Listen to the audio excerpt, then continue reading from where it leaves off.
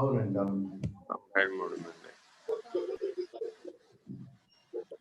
ఎవరైనా కొత్త పార్టిసిపెంట్స్ వచ్చినప్పుడు తెలుసుకుంటే వాళ్ళని బట్టి మనం పాఠం చెప్పొచ్చు అని అక్కడ ఉద్దేశం. కొత్త పార్టిసిపెంట్స్ అందుబాటులో లేకుండా చెప్తాం అనుకోండి, అప్పుడు వాళ్ళకి ఏం అర్థం కాదు కదా గ్రీక్ అండ్ లాటిన్ లాగా. ఇనిషియేట్ అయింది గురువు గారు యూట్యూబ్. చూస్తున్నా. హరి ఓం శ్రీ గురుభ్యో నమః. హరి ఓం. బ్రహ్మానందం పరమ సుఖదం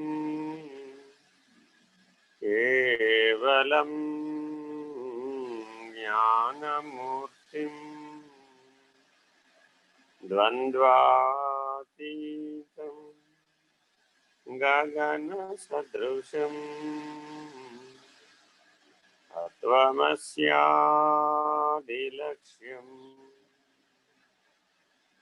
ఏకం నిత్యం విమలమచలం సర్వధీ సాక్షిభూతం భావాతీతం త్రిగుణరహితం సద్గురుం తం నమామి. నమో బ్రహ్మాదిభ్యో బ్రహ్మ విద్యా సాంప్రదాయ కర్తృభ్యో వంశ ఋషిభ్యో మహాభ్యో నమో గురుభ్యః. సర్వోపప్లవరహిత ప్రజ్ఞానఘన ప్రత్యగర్ధో బ్రహ్మైవాహమస్మి.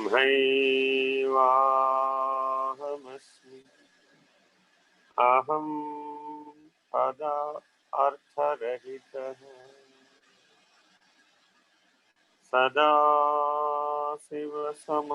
సదాశివసమారంభాం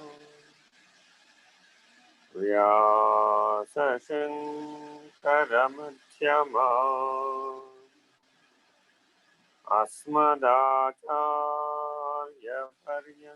అస్మదాచార్యపర్యంతాం వందే గురుపరంపరాం.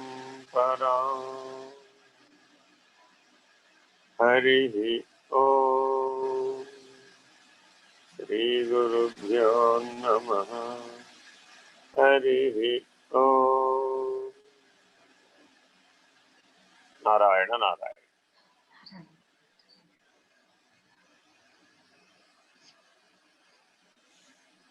ఎవరమ్మా చదివే వారెవరు?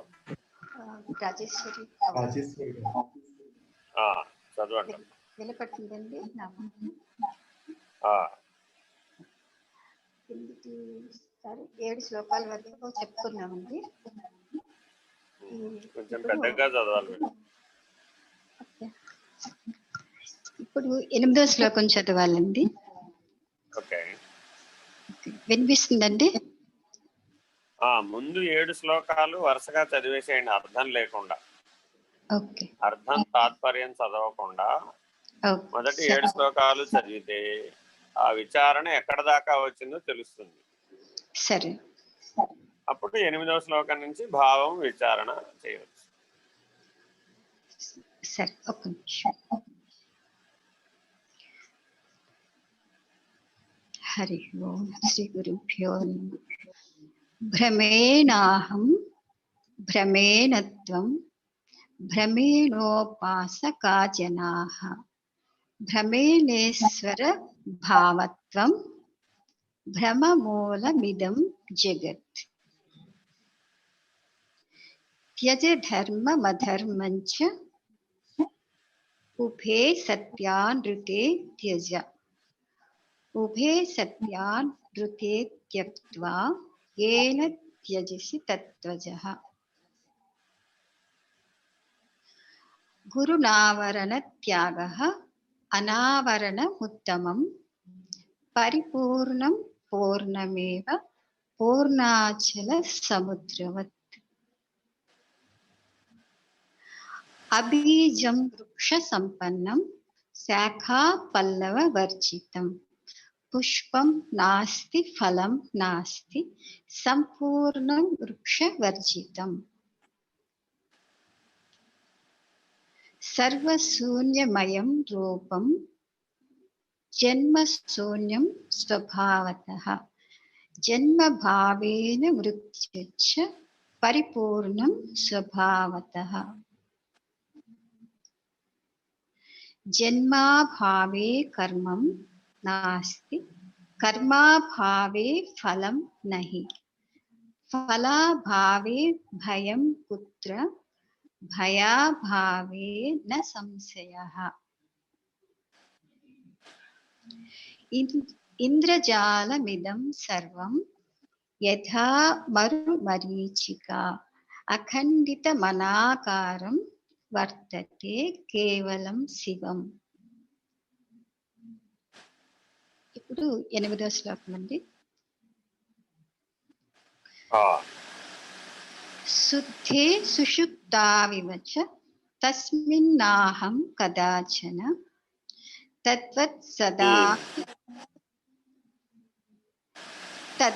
సదాపి యస్యాస్తి ప్రపంచం నాస్తి తస్య వై.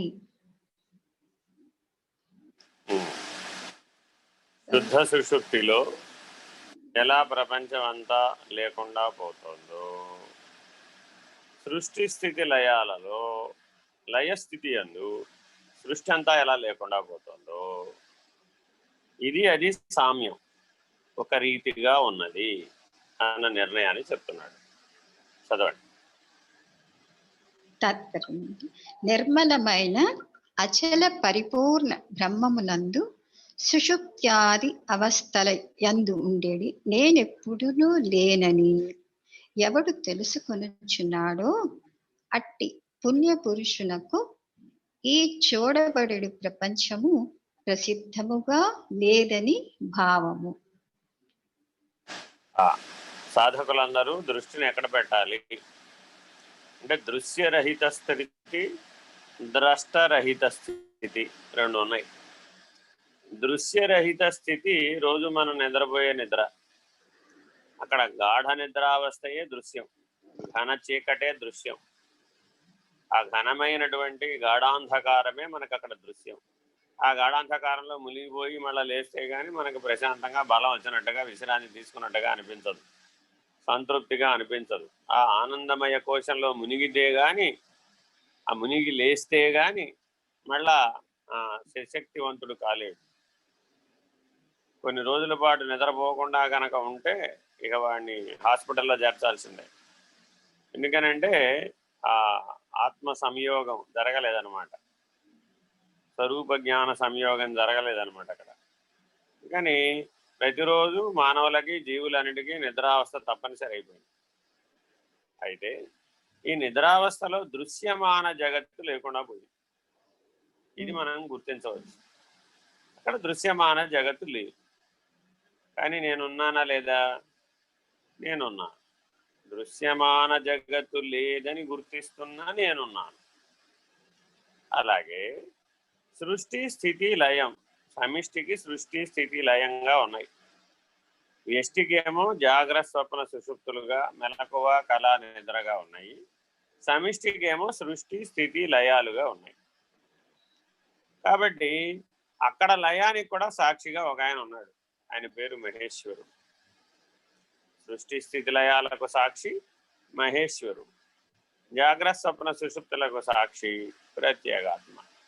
ఈ ప్రత్యేగాత్మ, ఆ పరమేశ్వరుడు, ఆ ఈశ్వరుడు, ఈ ఇద్దరు ఒకటే. వీళ్ళిద్దరూ 4వ శరీరం తురియంలో ఉంటారు. ఇద్దరి మధ్య సామాన్య లక్షణం చైతన్యం, ప్రకాశం, జ్ఞానం, ఆనందం, సత్. సత్ అన్న లక్షణమే ఇద్దరి మధ్య సామాన్య లక్షణం. అయితే అనంత విశ్వం దృష్ట్యా చూశాను. ఒకసారి పరిధిని పెంచాం. పరబాహ్యం అనేటటువంటి బయలులో అనంతం అనేటటువంటి విశ్వం లేదు. దానికి ఉత్పత్తి లయాలు రెండే ఉన్నాయి, కానీ సృష్టి స్థితి లయాలు లేవు. అక్కడ జడచేతన విమర్శ చేయడానికి జీవావరణం లేదు. ఆధార ఆధేయ విమర్శ చేయడానికి జీవులు ఈశ్వరుడు లేడు. అక్కడ జాగ్రత్తగా గమనిస్తే ద్రష్టృరహితమై దృగ్రహితమై ఉన్నది. ద్రష్టృరహితం పరం, దృగ్రహితం పరాత్పరం. జాగ్రత్తగా గుర్తుపెట్టుకోవాలి. దృశ్యరహితమైనటువంటిదేమో ద్రష్ట, ఆ ద్రష్టరహితమైతే దృక్కు, ఆ దృక్కు రహితమైతే బయలు. ఇది భ్రాంతి రహిత శ్లోకాలు కదా ఇవి. కాబట్టి ఇది అతీత పద్ధతిగా అన్వయం చేయకూడదు అనమాట. రహిత పద్ధతిగానే అన్వయం చేయాలి. ఎక్కడికక్కడ దృశ్యరహితం, ద్రష్టరహితం, దృగ్రహితం, ఈ మూడు రహితమైనటువంటి బయలు ఏదైతే ఉన్నదో ఆ బయలులో అనంత విశ్వము లేదు, బ్రహ్మాండము లేదు, పిండాండం కూడా లేదు. ఎలా ఉపమానం చెప్పాడు. ఇదేమో వాస్తవికమైనటువంటి సత్య దర్శనం. ఈ సత్య దర్శనం మరి మాకు తెలియడం లేదు కదండి, మా బుద్ధికి అందడం లేదు కదండి అంటే అప్పుడు ఒక ఉపమానం చెప్పాడు. పగలంతా మెలకువలో అనేక కార్యక్రమాలు జగత్తుతో కలిసి అనేక రకాల యజ్ఞయాగాది క్రతువులన్నీ చేసి ఈశ్వరీయమైన భక్తి భావంతో వ్యవహరించి అనేక పుణ్యక్రతువులన్నీ చేసినటువంటి వ్యక్తి షోడశోపచారములు,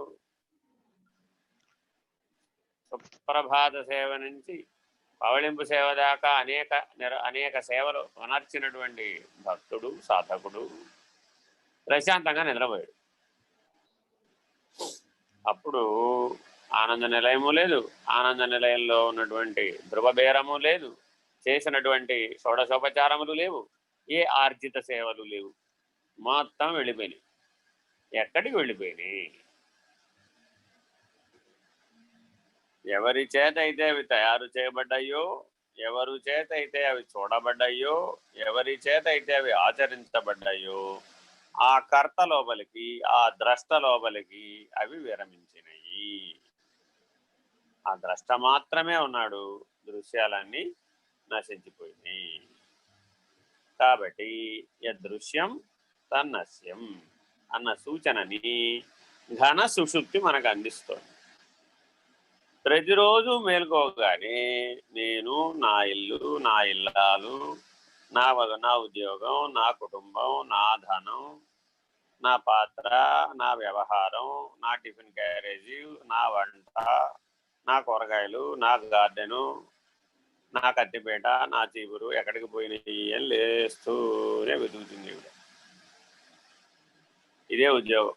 పొద్దున్న లేచి దగ్గర సాయంత్రం దాకా జీవితంలో అనేక సంవత్సరాల పాటు ఇదే పని చేసి మళ్ళా రాత్రికి హాయిగా పడుకుంది. బాగా అలసిపోయింది, హాయిగా పడుకున్నాడు. ఈయన కూడా బాగా విపరీతంగా బయటంతా తిరిగి వచ్చేసాను, చాలా రెక్కల ముక్కలు ఆడించి సంపాదించాను.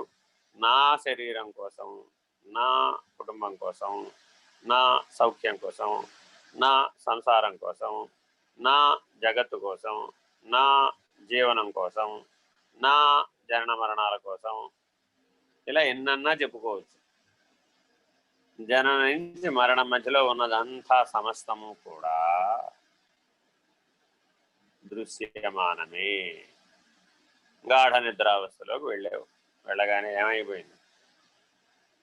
ఎటుపోయారో తెలియదు. వీళ్ళంతా ఎక్కడి నుంచి వచ్చారో అక్కడికే వెళ్ళిపోయారు. ఏ కర్త చేత, ఏ ద్రష్ట చేత ఈ దృశ్యములు నిర్మించబడుతున్నవో, భావించబడుతున్నవో ఆ ద్రష్ట ఎందే ఇవన్నీ లీనమైపోయినాయి. గాఢ నిద్రావస్థలో సాక్షిగా మిగిలిపోయిన వాడెవడు, వాడు ద్రష్ట. ఏమండి, ఇక్కడ వరకు తెలుసుకుంటే చాలా సరిపోదు. ఇది కేవలం దృశ్యరహితం మాత్రమే. మరేం చేయాలండి? ఇక్కడి నుంచి ఎదగాలి, ఈ పునాది మించి ఎదగాలి. ఇది పునాది. ద్రష్ట అన్న నిర్ణయం దాకానే రాకపోతే ద్రష్టరహితం దృగ్రహితం ఎట్లా అవుతావు? అయ్యే అవకాశం. కాబట్టి దృక్ అంటే పరబ్రహ్మం, ద్రష్ట అంటే ఆత్మ. జాగ్రత్తగా గుర్తుపెట్టుకోవాలి. దృక్ అంటే పరబ్రహ్మం, ద్రష్ట అంటే ఆత్మ. ఆత్మ సాక్షాత్కార జ్ఞానం, ఆత్మనిష్ట, ఆత్మానుసంధానం, మూడవస్థలకు సాక్షిత్వం, మూడు గుణాలకు సాక్షిత్వం. పొద్దున్న కూడా చెప్పాడు. భావము, భావాతీతము, అభావము, సాక్షి. ఆ తర్వాత సాక్ష్యతీతము, సాక్షిరహితం. ఇలా జాగ్రత్తగా ఈ పరిణామాన్ని పూర్తి చేయాలి. సాక్షి అన్న నిర్ణయం దాకా రావడానికి అనేక సాధనలు ఉంటాయి. సాక్షి అన్న స్థితి నుంచి పైకి పరము పరాత్పరము వైపుకి ఏ సాధనలు ఉండవు. అవి సహజంగా పరిణమించవలసినటువంటి న్యాయము.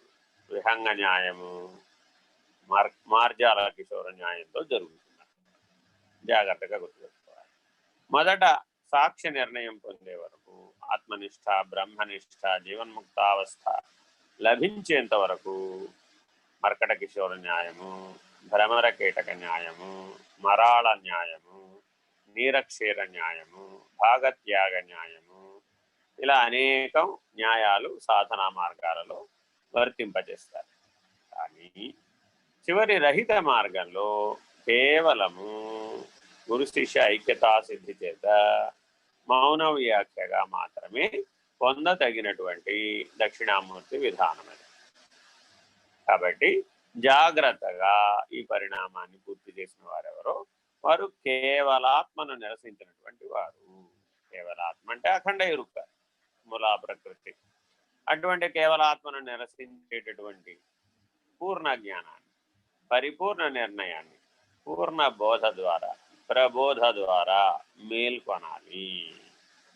ఇప్పుడు గాఢ నిద్రావస్థలో ఉన్నటువంటి వ్యక్తికి ఏమీ లేవు కదా. అలాగే గాఢ నిద్రావస్థలో ఉన్న సాక్షిత్వ స్థితిలో మేల్కొన్న వాడికి కూడా అవస్థాత్రయంలో ఏమీ లేదని నిరూపితమవుతుంది. అలాగే సృష్టి స్థితి లయాలకు సాక్షి అయినటువంటి మహేశ్వర స్థితిలో, హిరణ్య గర్భ స్థితిలో మేల్కొన్నటువంటి వారు ఎవరైతే ఉంటారో వాళ్లకు కూడా బ్రహ్మాండం అంటే ఏమీ లేదు అనేటటువంటి నిర్ణయం కలుగుతుంది. ఈ రెండింటికి కలిపి బ్రహ్మ సత్యం, జగన్మిథ్య, జీవో బ్రహ్మైవ నాపరః, ఇదమేవతు సత్శాస్త్రం సర్వ వేదాంత డిండిమ. వేదాంతాన్ని అంతా ఒక సూత్రంలో చెప్పమంటే అద్వైతం ఈ రకమైన నిర్ణయాన్ని అందించింది. పిండ బ్రహ్మాండములు తరచి చూడ ఒక్కటియే, అందలి అహములు కూడా ఒక్కటియే. ఈ నాలుగింటి చేరిక అఖండంబవు ఎరుక గదరా మాయన్న. అఖండ ఎరుక అంటే పిండము, పిండములోని అహము, బ్రహ్మాండము, బ్రహ్మాండములోని అహము. ఈ నాలుగు కూడితే అఖండమైన ఎరుక. ఈ అఖండమైన ఎరుక పరబాహ్యంలో చోటు లేకుండా ఉన్నది, లేని ఎరుకగా ఉన్నది. అట్టి పరబాహ్య నిర్ణయాన్ని ఎవరైతే గురి గుర్తు లేకుండా గుర్తించాడో, తనను తాను నిరసించి గుర్తించాడు, అన్నిటికీ ఆధారమై ఉన్న అయమాత్మా బ్రహ్మమనే తాను లేనివాడని తెలుసుకున్నాడు, వార్తీక నిర్ణయ పద్ధతిగా తెలుసుకున్నాడు, లక్షణయుతుడై తెలుసుకున్నాడు, వాడికి అట్టి పరబాహ్య నిర్ణయంలో విశ్వము లేదు, బ్రహ్మాండము లేదు, పిండాండం కూడా లేదు. సర్వభ్రాంతి రహితం. చదవండి.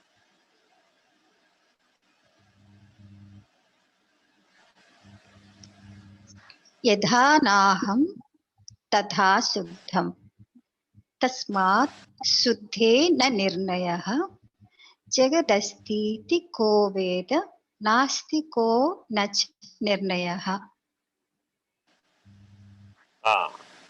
యథా నాహం. మొదటి మాట ఏమిటి? యథా యథా నాహం. ఎక్కడ నువ్వు లేనివాడవో, నీ మూలాన్ని నువ్వు గుర్తిస్తే నువ్వు ఎక్కడైతే లేనివాడుగా ఉన్నావో ఆ లేనివాడుగా ఉన్నటువంటి వాడు. తర్వాత తథా శుద్ధం. అదే శుద్ధం. శుద్ధం అంటే అదే. అంటే నీ ఉనికిని మిగుల్చుకోవడమే అశుద్ధం, నీ ఉనికిని మిగుల్చుకోవడమే మలినం, నీ ఉనికిని నీవు మిగలడమే, శేషం మిగలడమే అశౌచం. నిన్ను నువ్వు పోగొట్టుకోవడమే శౌచం.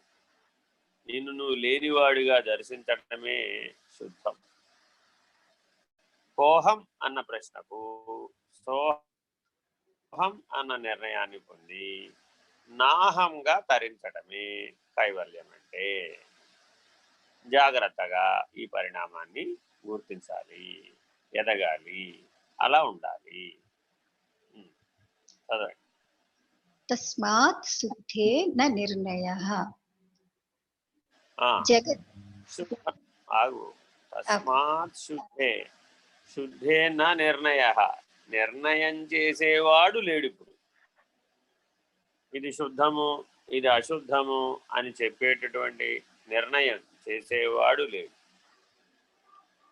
ఈ అశుద్ధము శుద్ధము అన్న ఇచ్ఛా నిర్ణయములు ఉన్నటువంటి కోహం సోహం వాడు లేడు. ఇప్పుడు నాహంగా ఉన్నాడు, లేనివాడుగా ఉన్నాడు. జాగ్రత్తగా గమనించాలన్నమాట. నిర్ణయో నాస్తి సర్వదా. సర్వకాలములందు ఎట్టి నిర్ణయము లేనివాడు. జగదస్తి కో వేద నాస్తి కో నచ నిర్ణయః. అది నేనే లేనివాడనని చెప్తూ ఉంటే ఓ పక్క నుంచి, నేను చూసిన జగత్ ఎక్కడుందండి, ఇప్పుడు నేను అనుభవించిన జగత్ ఎక్కడుందండి అన్నాం అనుకోండి. నేను ఉంటేనే కదా ఏదైనా కానీ. నేను లేనివాడనని నన్ను నేనే తొలగించుకుంటే, నన్ను నేనే కైంకర్య పద్ధతిగా రహితపరుచుకుంటే, ఇచ్ఛా నిర్ణయములు లేనివాడుగా ఓరకుంటే, అప్పుడు నా జగత్తు, నా అనుభవము, నా కర్త, నా భోక్త, నాది, నేను ఇత్యాదులన్నీ లేకనే పోయినవి. ఒక్కొక్కటి తొలగించవలసినటువంటి అవసరం లేదు. అన్నిటికీ ఆధారమై ఉన్నటువంటి ఊర్ధ్వమూలముగా ఉన్నటువంటి దానిని మూలఛేదం గనక చేసినట్లయితే అధశాఖలన్నీ అవే లేకుండా పోతాయి. జాగ్రత్తగా మూలఛేదం చేయగలిగేటటువంటి జ్ఞానం, కేవల జ్ఞాన మార్గ పద్ధతిని, కైవల్య మార్గ పద్ధతిని, కేవలాత్మను నిరసించే పద్ధతిని జాగ్రత్తగా తెలుసుకో. ప్రబోధ ద్వారా తెలుసుకో, మౌన వ్యాఖ్య ద్వారా తెలుసుకో. పరబ్రహ్మం అనేటటువంటి ఎరుక లేనిది, లేని ఎరుక. ఈ లేని ఎరుక పద్ధతిగా ఉండుము, ఉన్నదున్నట్లుగా ఉండుము. ఈ ఉత్తమ బయలు ఏమీ లేదు. ఏతన్మిథ్యా శుద్ధ వియత్ కించిన్ నాస్తి ప్రేమయా అనే ద్వాదశాక్షరి సూచనను ఆశ్రయించి ఇచ్ఛా నిర్ణయములు లేక ఉన్నదున్నట్లుగా ఓరకుండును. సరే, నేననే అహంకారుడు ఏ ప్రకారముగా ఉన్నాడో అదే ప్రకారం ఉండునే గాని అచల పరిపూర్ణం బ్రహ్మమెన్నటికీ కాడు. అది ఎప్పుడైనా ఇది గుర్తుపెట్టుకోవాలి. అన్వయం చేసేటప్పుడు నేను మేను ఈ రెండిటికి అన్వయం ఉంటుంది అన్నమాట. వేదాంతంలో ఏది అన్వయం చేసినా అయితే మేనుతో ఉన్న తాదాత్మ్యతను కానీ లేకపోతే నేనుతో ఉన్న తాదాత్మ్యతను కానీ పోగొట్టడానికే వేదాంత బోధ అంతా చెప్పబడుతుంది. జాగ్రత్తగా గమనించాలి. మేను అంటే దేహాత్మ, నేను అంటే పరమాత్మ. Very very important.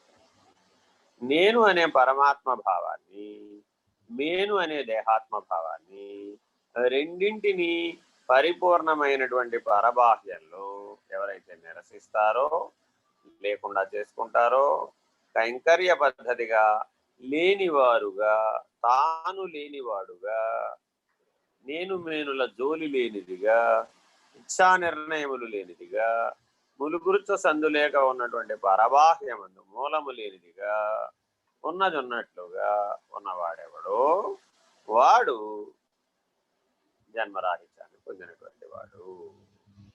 వాడికి ఏ రకమైన అహము మిగలలేదు. అంటే అహం యొక్క స్థాయి భేదం ఉందన్నమాట. అంటే ఎలాగా? జీవుడు నేను, ఆత్మ నేను, బ్రహ్మము నేను, పరబ్రహ్మము నేను అని 4 స్థాయి భేదాలుగా ఉందన్నమాట. ఇది జాగ్రత్తగా గమనించాలన్నమాట. శరీరమే నేననే జీవుడు, అంతరాత్మయే నేననే ఆత్మ, సమిష్టి సాక్షి అనేటటువంటి బ్రహ్మము, సృష్టి స్థితిలయ సాక్షి అనేటటువంటి బ్రహ్మము, అనంతమైనటువంటి విశ్వాధారుడను అనేటటువంటి పరబ్రహ్మం. ఈ 4 స్థాయి భేదాలలో నేననే అహం ఉంది.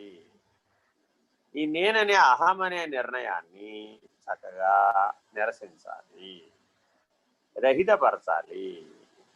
అందుకని ప్రార్థనలో అహం పద అర్థరహిత, అహం పదార్థరహిత. అహం అనే పదము అంటే స్థితి, నిర్ణయం. ఇది ఈ 4టితో ముడిపడు. ఈ 4టిని ప్రతిదానిని విచారణ చేసి కైంకర్య పద్ధతిగా హారతి కర్పూరం ఎట్లా అయితే తనకు తానే హరించుకుపోతుందో ఆ రీతిగా నిజ గురు సేవ, నిజ గురు సాంప్రదాయ పద్ధతిలో పూర్ణబోధ, ప్రబోధ దీనిని పొంది ఆ ప్రబోధ నిర్ణయంలా ఏ నిర్ణయం అయితే చేసిందో ఆ నిర్ణయంలో ఇచ్చా నిర్ణయములు లేక ఉండాలి. అలా ఎవరైతే ఉంటారో వారు తమ అహాన్ని పోగొట్టుకున్నటువంటి వాళ్ళు అవుతారు.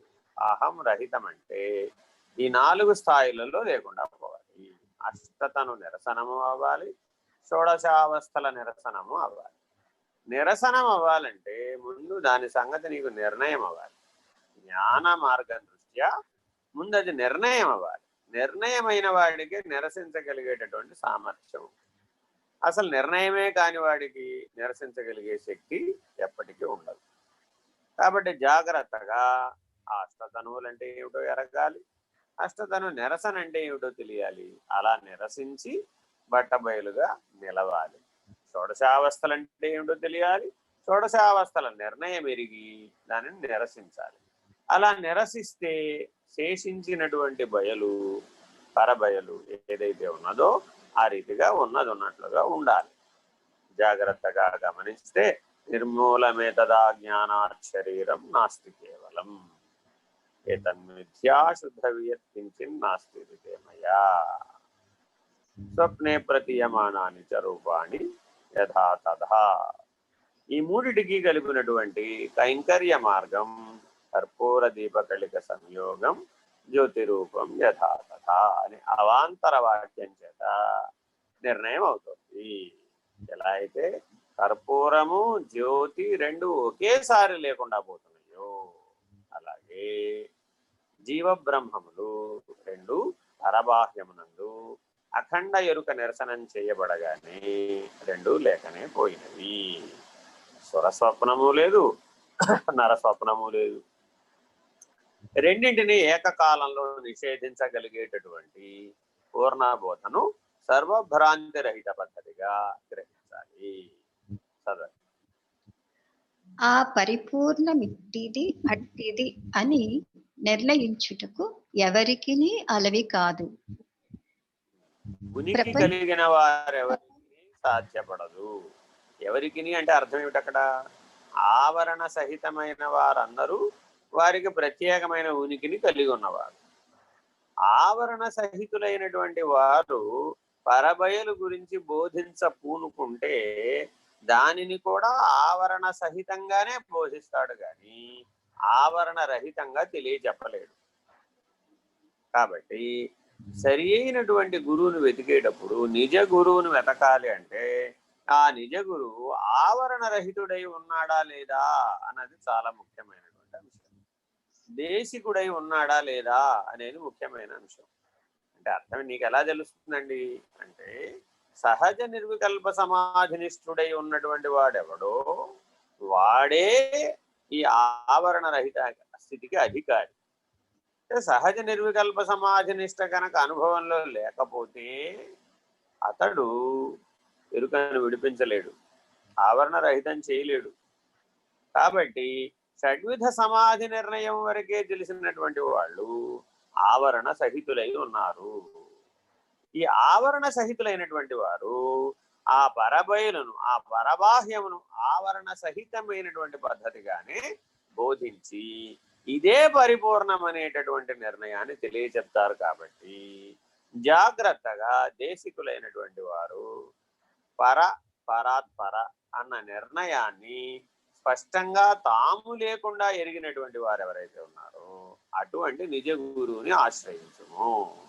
అతడు సర్వభ్రాంతి రహితమయ్యే రీతిగా పూర్ణ బోధను అందిస్తాడు.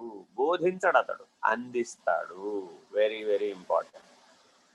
బోధిస్తే అయ్యే పని కాదు, ఇది బోధా పద్ధతిగా జరిగే పని కాదు. ఇప్పటికీ అనేక రకాలైనటువంటి ఆశ్రమాలలో దీనిని సాంఖ్యతార గమనస్క పద్ధతిగా బోధించే ప్రయత్నం చేయబడుతుంది. ఇదంతా కూడా ఎక్కడి వరకు తీసుకెళ్ళి విడిచిపెడుతుంది అంటే, పరబ్రహ్మ నిర్ణయం అనేటువంటి అధికారిత్వాన్ని పొందడానికి సాంఖ్యతార గమనస్క విధంతా ఉపయుక్తం అవుతుంది. అయితే ఆ బోధా పద్ధతి నుంచి ఎదిగి ప్రబోధ ద్వారా, మౌన వ్యాఖ్య ద్వారా అందించబడేటటువంటి నిర్ణయాన్ని పొందగలిగేటటువంటి సామర్థ్యాన్ని పొందాలి. ఇది 1 to 1 జరిగేదే కానీ 1 to many జరిగేది కాదు. అంటే అర్థం ఏంటంటే, ఒకేసారి నేను 1000 మందికి జన్మరాహిత్యం చేశానండి, అసాధ్యం, అలా జరగదు. ఒక్కరు ఒక్కరికి 1 to 1 జరగాలన్నమాట. అంటే అర్థం ఏంటి? ఏమండి, ఒక్క గురువు గారు 10 మందికి పనికిరాడా? ఒక్కొక్కరిని తరింపజేస్తూ ఉండొచ్చు. ఆయన సామర్థ్యాన్ని బట్టి అతను తరింపజేయవచ్చు. కానీ ఒకేసారి మైక్లో ఉపన్యాసం చెప్పి మీరంతా ధరించారు పో అంటాం కుదరదు. ఇప్పుడు నేటి నవీన కాలంలో అనేక ఆశ్రమాలలో ఎలా కనబడుతుందంటే, ఒకేసారి 1,00,000 మందికి మీ సమావేశం పెడతారు. పెట్టి అందరికీ మహావాక్యోపదేశం చేసేసి మీరంతా బ్రహ్మస్వరూపులే పో అని నిర్ణయం చేసేస్తారు. అలా అవుతారా మరి? అలా ఉండగలుగుతారా మరి? ఆ 1,00,000 మంది ఆలోచించాలన్నమాట. అలాగే ఇంకా విపరీతమైనటువంటి సాంప్రదాయాలు కూడా నేటి కాలంలో శక్తిపాతం అనే పేరు మీద కనబడుతున్నాయి. అనేక రకాలు హస్తమస్తక సంయోగం చేసేవారు కొంతమంది, అనేక రకాలైన స్ఫటికాలతో చేసేవారు కొంతమంది, అనేక రకాలమైన నృత్య వాద్య తాళ మృదంగ భేరీ శబ్దధ్వనులతో చేసేవారు కొంతమంది, నిశ్శబ్దంతో చేసేవారు కొంతమంది, హిమాలయ పర్వత శిఖరాగ్రాలపై చేసేవారు కొంతమంది, ఈ శక్తిపాత దీక్షకి మానస సరోవరానికి పట్టుకెళ్లేవాళ్ళు మరికొంతమంది. ఇలా అనేక రకాలైనటువంటి భూమండలంలో అనేక రకాల మార్గాలు కనబడుతూ ఉన్నాయి. కొంతమంది గంగానదిలో ముంచి తేల్చేవాళ్ళు మరికొంతమంది. అయితే ఇవన్నీ ఆవరణ సహితమైనవే కానీ ఆవరణ రహితమైనవి కావు. జాగ్రత్తగా గమనించాలి. ఎన్నైతే ఈ ప్రపంచంలో సాంప్రదాయ పద్ధతిగా కనబడుతున్నాయో, సాంప్రదాయం అన్న ప్రతి ఒక్క దాంట్లో తప్పక అహం ఉంటుంది. జాగ్రత్తగా నిజగురు సాంప్రదాయ విధానంలో మాత్రమే అహం రహితమయ్యేటటువంటి పద్ధతిగా బోధించబడుతుంది అంటున్నారు. మళ్ళా అహం రహితమై ఉండాలి గురువు. అలాగా సశరీరిగా ఉన్న అశరీరి దొరకాలి ఎప్పటికైనా సరే. అంటే అశరీరిగా ఉన్నటువంటి వాళ్ళు అందించలేరా అండి? అందించవచ్చు, అవకాశం ఉంది. అంటే సరాసరి శివరామ దీక్షితులు కానీ, సరాసరి కృష్ణదేశిక ప్రభువులు కానీ, సరాసరి భగవాన్ రమణులు కానీ, సరాసరి శ్రీకృష్ణమూర్తి కానీ, సరాసరి మహాదేవుడు కానీ అందించలేరా? అందించవచ్చు.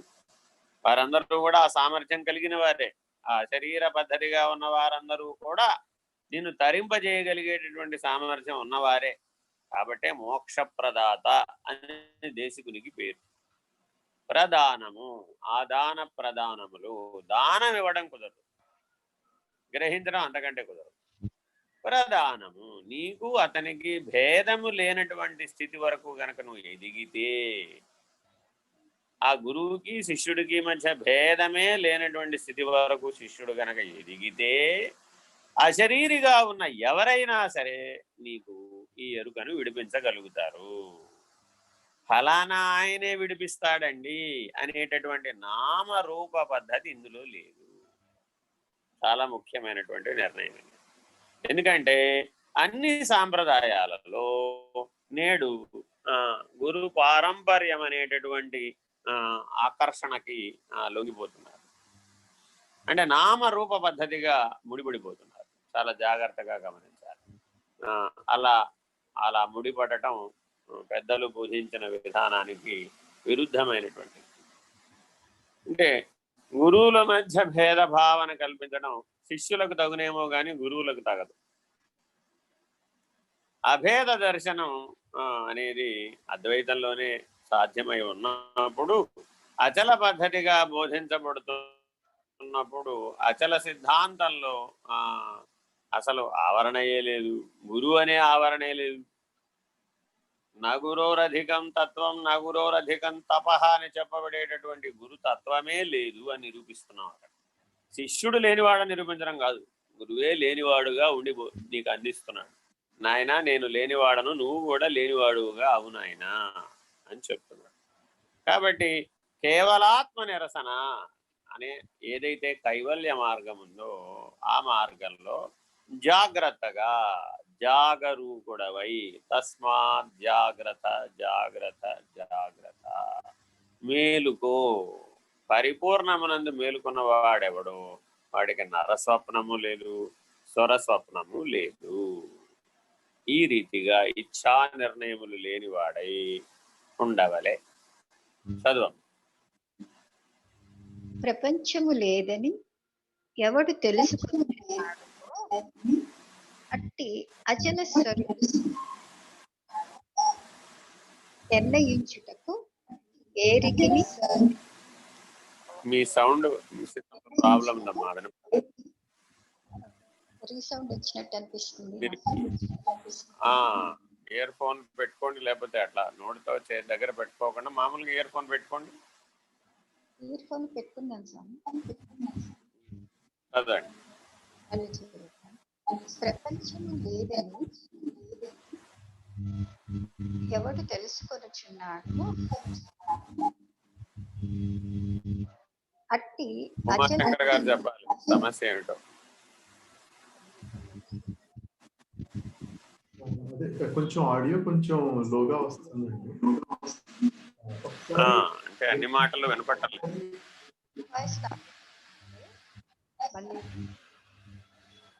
Ear phones చదవమంటారండి. మీ ఇష్టం, ఎలా అయినా పర్వాలేదు, వినపడితే ఓకే.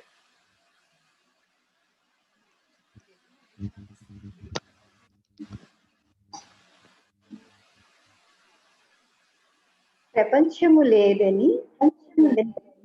ఓకే, గుడ్, బాగుంది, వినపడుతుంది. ప్రపంచము లేదని ఎవడు తెలుసుకొనుచున్నాడో అట్టి అచల స్వరూపుని నిర్ణయించుటకు ఏరికి అలవి కాదని. ఆయనని, ఆ దేశికుడిని నిర్ణయం చెయ్యాలి అంటే ఏ నిర్ణయము లేనివాడు కదా, ఏ ఇచ్ఛ లేనివాడు కదా, ఏ స్వభావము లేనివాడు కదా, ఏ ఆవరణ లేనివాడు కదా, ఏ మల విక్షేపములు లేనివాడు కదా, ఏ దృశ్యము లేనివాడు కదా, ఏ ద్రష్టగా కూడా లేనివాడు కదా, కనీసం దృక్కుగా కూడా లేడు. ఆఖరికి దృశ్యము లేదు, ద్రష్ట లేదు, దృక్కు లేదు. సర్వభ్రాంతి రహితమైన వాడు, సర్వము శూన్యము రెండింటినీ ఎరిగి రెండింటినీ పోగొట్టుకున్నటువంటి వాడిని ఏమని, ఏ నిర్ణయంతో చెప్తాము? ఇప్పుడు గురువు అందామా, సద్గురు అందామా, అవతారుడు అందామా, దేశికుడు అందామా, ఏ టైటిల్ పెట్టాలన్నా ఆ టైటిల్కి సంబంధించినటువంటి ఆవరణ ఉంటుంది. Very very important. చాలామంది అనేక రకాల పేర్లు పెడుతూ ఉంటారు. నేను ఈ మధ్య రకరకాలైన పేర్లు వింటున్నా. అచలానంద అన్న పేరు కూడా విన్నా. అచలానికి ఆనందం ఎలా ఉంటుందండి? Something is wrong. అంటే ఆత్మానంద, బ్రహ్మానంద, పరమానంద ఇలా పెట్టడం మన సాంప్రదాయంలో ఉంది. కానీ అచల సిద్ధాంతంలో ఆనంద నిర్ణయం ఎలా ఉంటుంది? ఉండదు కదా. కాబట్టి సహజ అప్పుడు మీరు అచల రాజయోగి, అచల రాజర్షి అన్నారనుకో, అట్లా అన్న ఓ టైటిల్ ఇచ్చారంటే ఏమైపోతుంది? Something is wrong. అంటే ఆవరణ రహితమై ఉన్నటువంటి దానిని ఆవరణ సహితంగా చూసేటటువంటి పద్ధతి శిష్యులకి చెల్లుబాటు అవ్వచ్చేమో కానీ గురువులకి చెల్లుబాటు అవ్వదు. ఎందుకని? ఆల్రెడీ ఈ శరీరం ధరించినప్పుడు ఆల్రెడీ ఒక వ్యవహార నామం పెట్టాడు కదా. ఈశ్వర అనుగ్రహం వల్ల ఓ వ్యవహార నామం వచ్చింది. దాన్ని వదిలించుకోవడమే కష్టం రా బాబు అంటే మరలా ఇంకోటి తగిలించుకోవడం ఎందుకు? అది ఇంకోదా కదా. చిన్న సంసారంపై పెద్ద సంసారం వస్తుంది. మరి జాగ్రత్తగా గమనించాలన్నమాట. ఇప్పుడు పేరు లేకపోతే ఏమన్నా తేడా వచ్చిందా? ఏం రాలేదుగా అని ఊరకుండాలన్నమాట. అంతేగాని రకరకాలైనటువంటి బిరుదులు, కిరీటాలు ఎట్సెట్రా ఎట్సెట్రా ఆవరణ సహితమైన పద్ధతులను విడనాడాలన్నమాట. ఆచరణలో ఆవరణ రహితులై ఉండాలి. Very very important. అంతేగాని పూలదండలు గజారోహణకి కంగారు పడకూడదు. పూలదండలు గజారోహణ కంగారు పడితే అప్పుడు ఆవరణ సహితులు అవుతారే గాని ఆవరణ రహితులు కానేరరు. భారతదేశంలో ఆవరణ రహితులైనటువంటి వారు సందు సందుకి ఉంటారంటారు పెద్దలు. కారణం ఏమిటంటే వారు మసి బొగ్గుల వలె ఉంటారు. వాళ్ళని గుర్తించడం చాలా కష్టం. సామాన్యులలో అతి సామాన్యులుగా కలిసిపోయి ఉంటారు. వ్యావహారికులలో అత్యంత వ్యావహారికులే కలిసిపోయి ఉంటారు.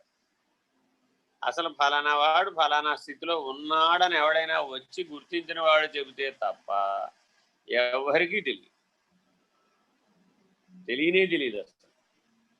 ఎందుకని అంటే వాళ్ళు ఎక్కడా కూడా బహిర్గతం అవ్వరు. కారణం ఆవరణ రహితులు వారు. Very very important. అనేక రకములైన సామాన్య వ్యవహారంలో కలిసిపోయి ఉంటారు. ఇది మీకు ఉదాహరణ చెప్తాను. జీవన్ముక్తావస్థకి అసలు ఇది సరిపోతుంది, ఇంకా అచ్చలం దాకా కూడా అక్కర్లేదు. ఎందుకనంటే మహమ్మద్ ప్రవక్త ఆయన ఏ మసీదులో అయితే ప్రవచనం చెప్పేవారో ఆ మసీదు బయట చెప్పులు కుట్టుకునేవారు.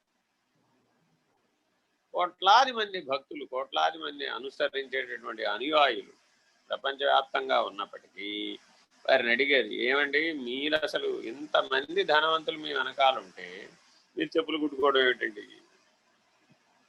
ఆయన ఏమన్నారంటే, నాయనా వాళ్ళు నా కోసం వస్తున్నారా? నా కోసం రావడంలా, దేవుని వాక్యాల కోసం వస్తున్నారు. నాలో ఉన్న దివ్యాత్మ స్థితిని నేను వ్యక్తపరుస్తూ ఉంటే వారిలో ఉన్నటువంటి దైవీ చైతన్యం ఆనందపడుతోంది. దివ్యత్వంతో కలిసిపోయింది. అంతే తప్ప అక్కడ విన్నవాడు లేడు, చెప్పినవాడు అంతకంటే లేడు. మరి విన్నవాడు చెప్పినవాడు లేని స్థితిలో మరి ఉన్నవాడెవడు, లేనివాడెవడు? ఇదంతా ఆవరణ కదా, విక్షేపం కదా, మనోకల్పితం కదా. సృష్టి సంకల్పం నుంచి ఉత్పన్నమవుతుంటే మరి ఆ సంకల్పాతీతము, నిర్వికల్పము, సహజ నిర్వికల్పమైనటువంటి స్థితిలో మరి ఎవరున్నారు? ఎవరూ లేరు కదా. జీవుడు అందామా, బ్రహ్మం అందామా? ఇది చేరని వాళ్ళు చెప్పే మాటలే గాని చేరిన వాళ్ళు చెప్పే మాటలు కావు. గమ్యం చేరినవాడు నిరావరణం, నిస్త్రైగుణ్యం, పరాపరం. వాడికి 3 గుణాలు లేవు. వాడికి పరం లేదు, అపరం లేదు. వాడికి తత్వం లేదు, తత్వరహితుడు, సదసద్రహితుడు. జాగ్రత్తగా గమనించాలి. అట్టి నిరావరణ స్థితిలో ఏ ఆనంద నిర్ణయం ఉన్నది ఇప్పుడు? ఆ నిరీహ స్థితిలో ఏ ఆనంద నిర్ణయం ఉన్నది ఇప్పుడు? కాబట్టి సచ్చిదానందము సత్యం జ్ఞానం అనంతమైనప్పుడే పరబ్రహ్మ నిర్ణయం అయింది. సత్యం జ్ఞానం అనంతమనే పరబ్రహ్మమనే ఆవరణే లేనటువంటి దేశికుడికి సద్రహితమైనటువంటి బయలుని నిర్ణయంగా పొందినటువంటి వాడికి, వాడు లేనివాడుగా ఉన్నటువంటి వాడికి నిర్ణయో నాస్తి సర్వదా. జగత్ అనే నిర్ణయం ఎలా చెప్తాడు ఇప్పుడు? నా జగత్ ఇదండి, నా సంసారం ఇదండి, నా వస్తువులు ఇవ్వండి, నా ప్రపంచం ఇదండి, నా వ్యవహారం ఇదండి, నేను లేకుండా ఉన్నప్పటికీ కూడా ఇది నన్ను వదిలిపెట్టడం లేదండి అని చెప్తాడా? వాడే లేకపోతే వాడికి బంధమేది, మోక్షమేది? మోక్ష సన్యాస యోగం ప్రతిపాదించేటటువంటి ఈ చిట్ట చివరి నిర్ణయం పరాత్పరం, పరబాహ్యం. ఇది సూచనగా మోక్ష సన్యాస యోగంలో ఉంది. అందుకని జాగ్రత్తగా ఈ నిర్ణయమే లేనటువంటి నిరావరణమైనటువంటి నిరీహమైనటువంటి పద్ధతిగా ఉండుట. ఉన్నదొన్నట్లుండిపాయను, విన్న కన్నది ఎడయేమీ లేకపాయను, ఎన్నగా ఈ ఎరుక మూలము ఏమి లేదాయన్. చదవండి. తర్వాత శ్లోకం అండి. ఆత్మాతీతం కేవలాత్మ దేహో నాస్తి కదాచన, అస్తి నాస్తి కో వేద నిర్ణయో నాస్తి సర్వదా. ఇది చలాచల బోధోపదేశ మందిరం, కైవల్యాశ్రమ చలాచల బోధోపదేశ సాంప్రదాయానికి టైటిల్, లక్ష్యాన్ని నిర్ణయించేటటువంటి శ్లోకం ఇదే. సర్వసార పూర్ణోపనిషత్తులోని శ్లోకం ఇది. ఆత్మాతీతం కేవలాత్మ దేహో నాస్తి కదాచన. చదవండి అమ్మా. మళ్ళీ చదవమంటారు స్వామి? ఆత్మాతీతం, తాత్పర్యం చదవమంటారు? ఓకే. శ్లోకం కూడా ఆత్మాతీతం, ఆత్మాతీతం కేవలాత్మ దేహో నాస్తి కదాచన, ఆస్తి నాస్తి కో వేద నిర్ణయో నాస్తి సర్వదా. అప్పు చదువుతున్నావు. అస్తి నాస్తి కో వేద. ఆస్తి కాదు, అస్తి నాస్తి కో వేద. మళ్ళీ చదువు. అదే చదువుతున్నా. అంటే భావం తెలిసి చదవకపోతే అన్ని తప్పులే వస్తాయి. అస్తి నాస్తి కో వేద నిర్ణయో నాస్తి సర్వదా. అస్తి నాస్తి, అస్తి నాస్తి అస్తి అంటే ఉన్నాను, అస్తి అంటే ఉన్నాను, నాస్తి అంటే లేను. అస్తి ఉన్నానని చెప్పేవాడు లేడు, నాస్తి లేనని చెప్పేవాడు కూడా లేడు. ఇది బాగా గుర్తుపెట్టుకోవాలండి. అచల సిద్ధాంతం బోధించేటటువంటి వాళ్ళు లేనని చెప్పేవాడు కూడా లేని పద్ధతిగా అందించాలి. Very very important. అంతేగాని బోధించకూడదు. చాలామంది అచల సిద్ధాంతాన్ని బోధించమని నాకు ఫోన్లు చేస్తుంటారు. ఎలా బోధిస్తామండి? బోధించడానికి వీలు కాదు. అంటే కందార్థాలు టకటకా చెప్పేసినంత మాత్రాన పని అవుతుందా అండి అంటే అవ్వదు. అయితే తెలిసి ఉండటం, భావం తెలిసి ఉండటం అవసరం. అవగాహనతో నిర్ణయం తెలిసి ఆ నిర్ణయం చేస్తున్న వాడిని పోగొట్టుకోవడం కూడా అవసరం. అందుకని చిన్న కందార్థాలు భావంగా తెలుసుకోవాలి. మాటగా చెప్పేది చిన్న కందార్థాలు, చేతగా చెప్పేది పెద్ద కందార్థాలు. అంటే అర్థం ఏమిటంటే శుద్ధ నిర్గుణ తత్వ కందార్థ తిరుగులేమో భావంగా చెప్తాయి, వాచ్యార్థంగా చెప్తాయి. నిర్గుణాత్మ జ్ఞాన సంయోగం అనేటటువంటిదేమో లక్ష్యార్థంగా చెప్తాయి. ఈ కందార్థాలు అనేక రకాలు ఉంటాయి. కందం అనేటటువంటి పద్యంతో నిర్మాణం అయినటువంటి ఛందస్సుతో వచ్చినటువంటివి ఇతర ఛందస్సులను కూడా సరగ్ధర, తేటగీతి, శేష పద్యాలు ఇవి కూడా వాడతారు. సరే, ఏదేమైనప్పటికీ కందార్థం అంటే అది అచల సిద్ధాంతానికి సంబంధించినటువంటిది. ఇది హంసతత్వానికి సంబంధించిన చుట్టూ కందార్థాలు ఉంటాయి. అలాగే రకరకాలైనటువంటి కందార్థాలను కూడా మనం మన సంస్కృతిలో సాంప్రదాయంలో గమనించవచ్చు. ఆయా కాలంలో అవి ప్రాచుర్యతను పొందినాయి. ఆ సాహిత్యం అంతా దాంట్లో చెప్పబడింది. తేట తెలుగు, అచ్చ తెలుగుకి అనుకూలంగా ఉండేటటువంటిది కందపద్యం. అందుకని ఆ కందం అనేటటువంటి ఛందస్సుని స్వీకరించారు. చాలా చిన్న చిన్న పద్యాలతో అనంతమైన భావాన్ని చెప్పడానికి అవకాశం ఉంది. సరే, ఏది ఏమైనప్పటికీ ఈ శ్లోకం మాత్రం ఎవరైతే మహావాక్య అనుసంధానం చేసి బ్రహ్మ నిర్ణయాన్ని, బ్రహ్మానుభూతిని, బ్రహ్మనిష్టని పొందినటువంటి వారు ఉంటారో ఆ బ్రహ్మనిష్టకు అధిగమించటానికి ఈ శ్లోకం ఉత్తమమైనటువంటి సూచన వాక్యం. Very very important. ఎందుకనంటే ఈ శ్లోకాన్ని నిరంతరాయంగా ధారణ చేయాలి. అసలు ధారణ చేయడం ఏమిటి? ధారణ చేయాలంటే నువ్వు ఎక్కడున్నట్టు? సమాధి కంటే కింద ఉన్నాడు. అది వినబడిన, తెలియబడిన, సూచించబడిన బోధాకాలంలోనే, ప్రబోధ స్థితిలోనే ఇవన్నీ కూడా నీకు నిర్ణయం అవ్వాలి. Very very important. నిర్ణయం అయిపోవాలి. వింటూనే నిర్ణయం అయిపోవాలి, తెలుస్తూనే నిర్ణయం అయిపోవాలి, ఉపదేశ కాలమందే నిర్ణయం అయిపోవాలి. గురువు గారు ఒకసారి చెప్తే అది 1000 సార్లు మననం చేస్తే, ఆ 1000 సార్లు మననం చేసింది 1,00,000 సార్లు నిధి అయితే, ఆ 1,00,000 సార్లు నిధి గురించి 10 లక్షల సార్లు ధ్యాస పెడితే అప్పుడు ఎప్పటికో 10 సంవత్సరాలకో 12 సంవత్సరాలకో నాకు నిర్ణయం అయిందండి అన్నాడే అనుకోండి. ఇప్పుడు ఈ పెద్ద మనిషి ఆవరణ సహితుడా, ఆవరణ రహితుడా అని ప్రశ్న వేయాల్సి వస్తుంది. ఎందుకనిట? ఆత్మాతీతం కేవలాత్మా దేహో నాస్తి కదాచన. దేహమే లేకుండా ధారణ ఎలా చేస్తావు? దేహమే లేకుండా శ్రవణం ఎలా చేస్తావు? దేహమే లేకుండా శ్రవణ మనన నిధిధ్యాసలు ఎలా చేస్తావు? దేహో నాస్తి కదాచన. కదాచన ఎప్పుడూ లేదు, ఎప్పుడూ లేదు. Very very important. దేహం అనేది ఎప్పుడూ లేదు. అష్టతనువులు ఎప్పుడూ లేవు. అష్టతనువుల గురించి ముందు నిర్ణయంగా తెలిసి ఉండాలి. ఆ తర్వాత అవి ఎలా లేవో తెలిసి ఉండాలి. విశ్వ, తైజస, ప్రాజ్ఞ, ప్రత్యేగాత్మలు, విరాట్, హిరణ్యగర్భ, అవ్యాకృత, పరమాత్మ. ఈ 4 ఆ 4.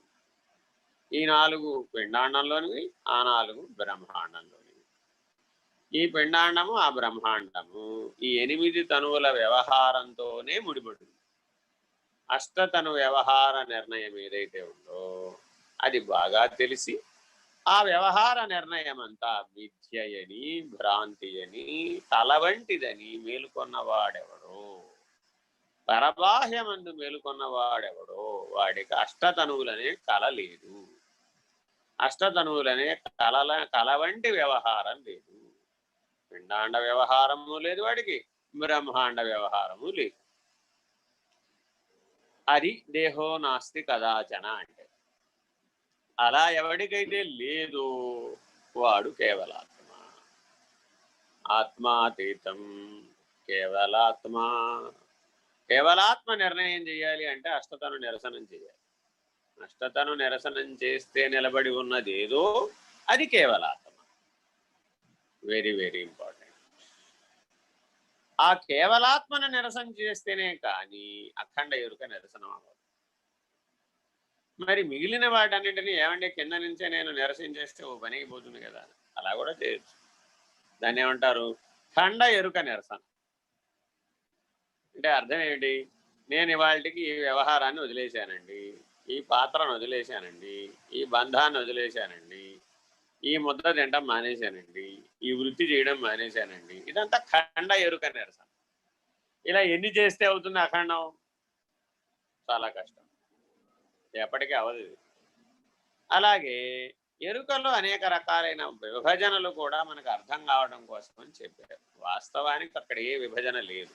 అఖండ ఎరుకలో ఏ విభజనలు లేవు.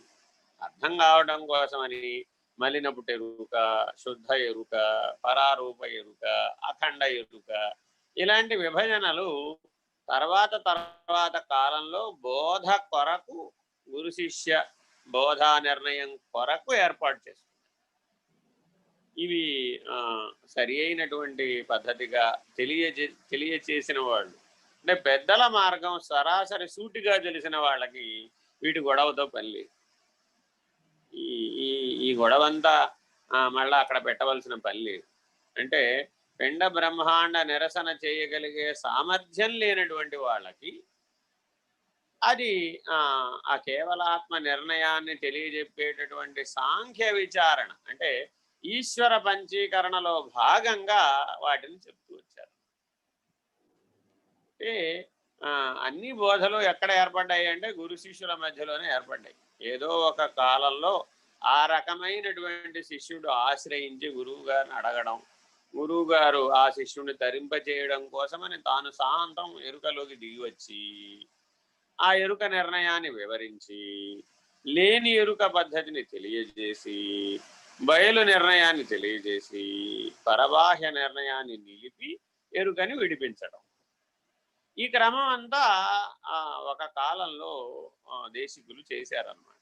ఇదంతా ఎంతో సమయం పట్టినట్టుగా కనబడుతూ ఉన్నట్టు, వినబడుతూ ఉన్నట్టు, అనబడుతూ ఉన్నట్టు తెలుస్తుంది. కానీ యథార్థంగా చూస్తే చేసే పనంతా ఒక్కసారే చేసేస్తాడు అశరీరి. 10 సార్లు చేయడు. 9 సార్లు తత్వమసి ఉపదేశం చేసినట్టుగా అక్కడ ఏమి ఉండదు. మీరు ఉపనిషత్తులు చదివితే వచ్చిన ప్రతిసారి తత్వమసి మహావాక్యోపదేశమే చేస్తుంటాడు. జీవన్ముక్తుడు అయ్యేదాకా, బ్రహ్మనిష్ఠుడు అయ్యేదాకా, ఆయమాత్మ బ్రహ్మమని నిర్ణయం అయ్యేదాకా గురువు గారి పని తత్వమసి మహావాక్యోపదేశమే, చెప్పిందే చెబుతుంటాడు అంతే. కానీ త్రయమంత్రానికి పునశ్చరణ లేదు. త్రయమంత్రానికి జపం లేదు, త్రయమంత్రానికి అనుసంధానం లేదు, త్రయమంత్రానికి శ్రవణ మనన నిధిధ్యాసలు లేవు. త్రయమంత్రం యథా తథం తత్కాలే భవేత్ సిద్ధి, తత్కాలే భవేత్ సిద్ధి. అది చెప్పిన వెంటనే జరిగిన వాడెవడో వాడు ఆ జన్మలో కైవల్యాన్ని పొందుతాడు, జన్మరాహిత్యాన్ని పొందుతాడు. ఏమండి నేను ఒక 10-12 సంవత్సరాలు జపం చేసి సిద్ధి పొంది వస్తానండి, ఓకే. అయమాత్మా బ్రహ్మం వరకు ఓకే, జీవన్ముక్తావస్థ వరకు సరిపోదు. కానీ జన్మరాహిత్య పద్ధతికి ఇవి పనికిరానివి. అందువలన ఏం చెప్తున్నాడు? ఆత్మాతీతం కేవలాత్మా దేహో నాస్తి కదాచన అస్తి నాస్తి కోవేద నిర్ణయో నాస్తి సర్వదా.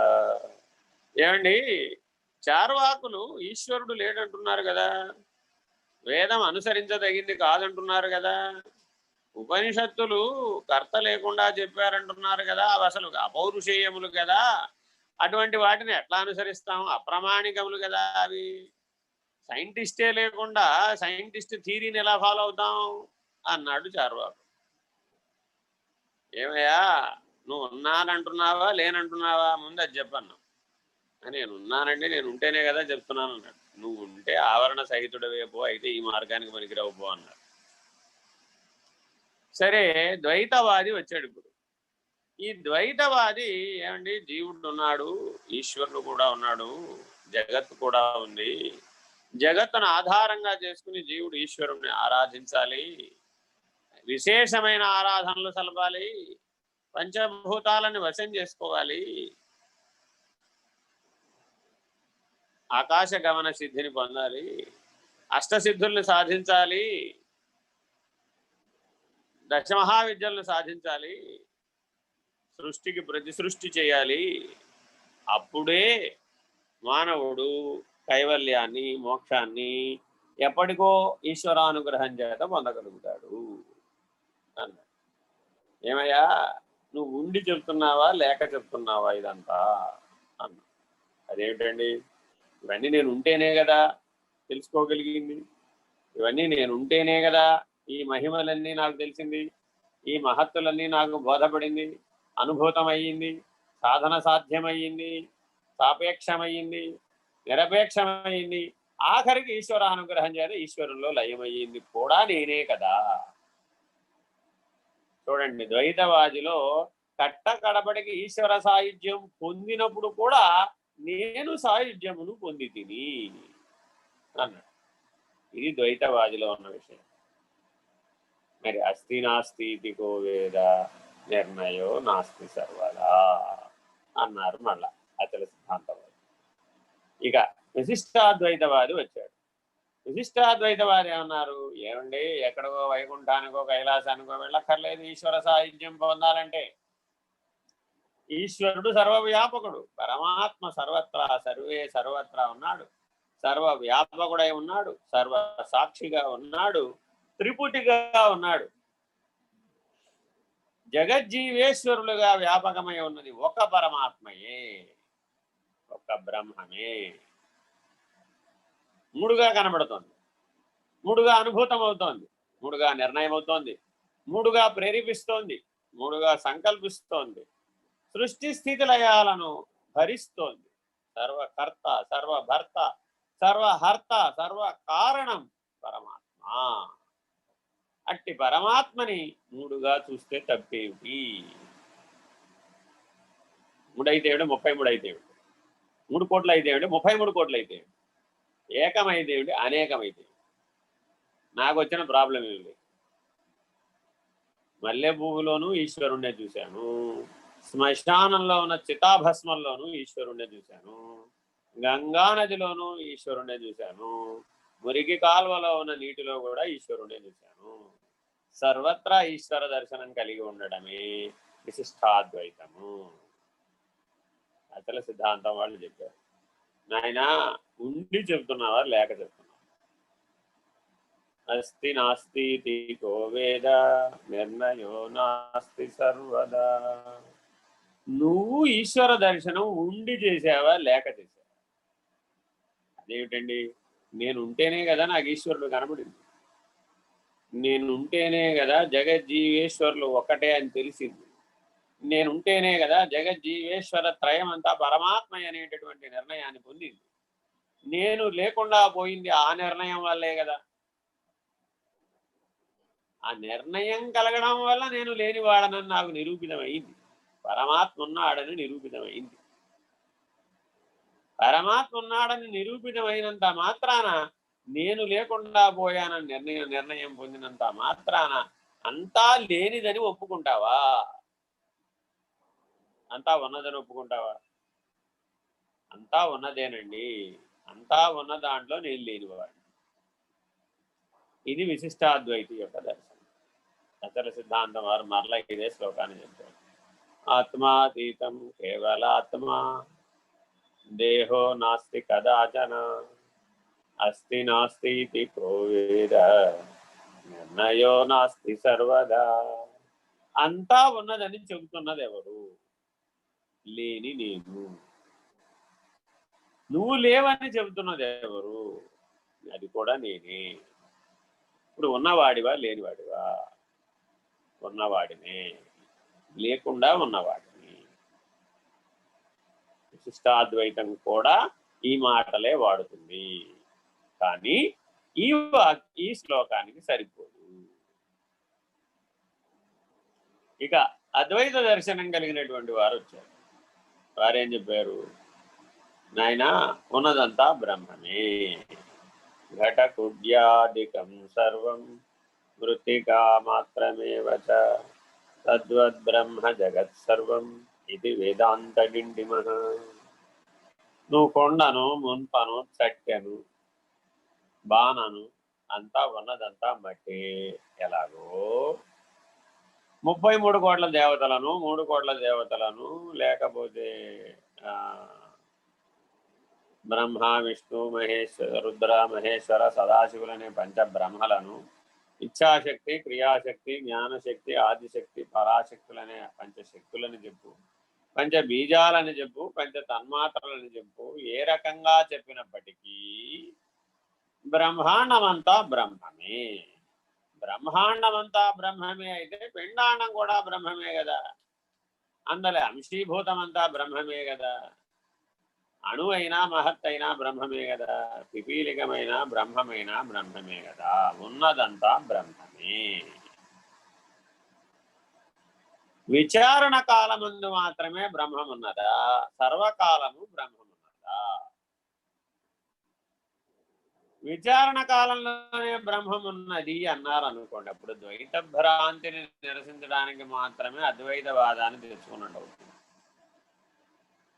కానీ సర్వకాలము బ్రహ్మనిష్ఠుడై ఉన్నవాడెవడో వాడే అయమాత్మ బ్రహ్మము, నేనైన నేను. అంటే సాధన కాలంలో ప్రజ్ఞానం బ్రహ్మగా ఉన్నటువంటి వాడెవడో వాడు ద్వైత భావ నిరసన కోసమని అద్వైతాన్ని ఆశ్రయించాడు. వాడికి విచారణ కాలంలోనే బ్రహ్మం ఉంటుంది. సర్వకాలమందు ఉండదు, సర్వకారణంగా ఉండదు, సర్వసాక్షిగా ఉండదు, సర్వానికి అవతల అసలే ఉండదు. ఇలా జాగ్రత్తగా గమనిస్తే ఈ అద్వైత సిద్ధాంతం అందించినటువంటి ఉత్తమమైనటువంటి నిర్ణయం ఉన్నదంతా బ్రహ్మమే. పరబ్రహ్మం అనేటటువంటి నిష్ప్రతియోగికమైనటువంటిది ఏదైతే ఉందో అదే సగుణ నిర్గుణంగా తోచబడుతున్నది. సగుణముగా తోచబడినది పరబ్రహ్మమే, నిర్గుణముగా తోచబడినది కూడా పరబ్రహ్మమే. జాగ్రత్తగా గమనించాలి.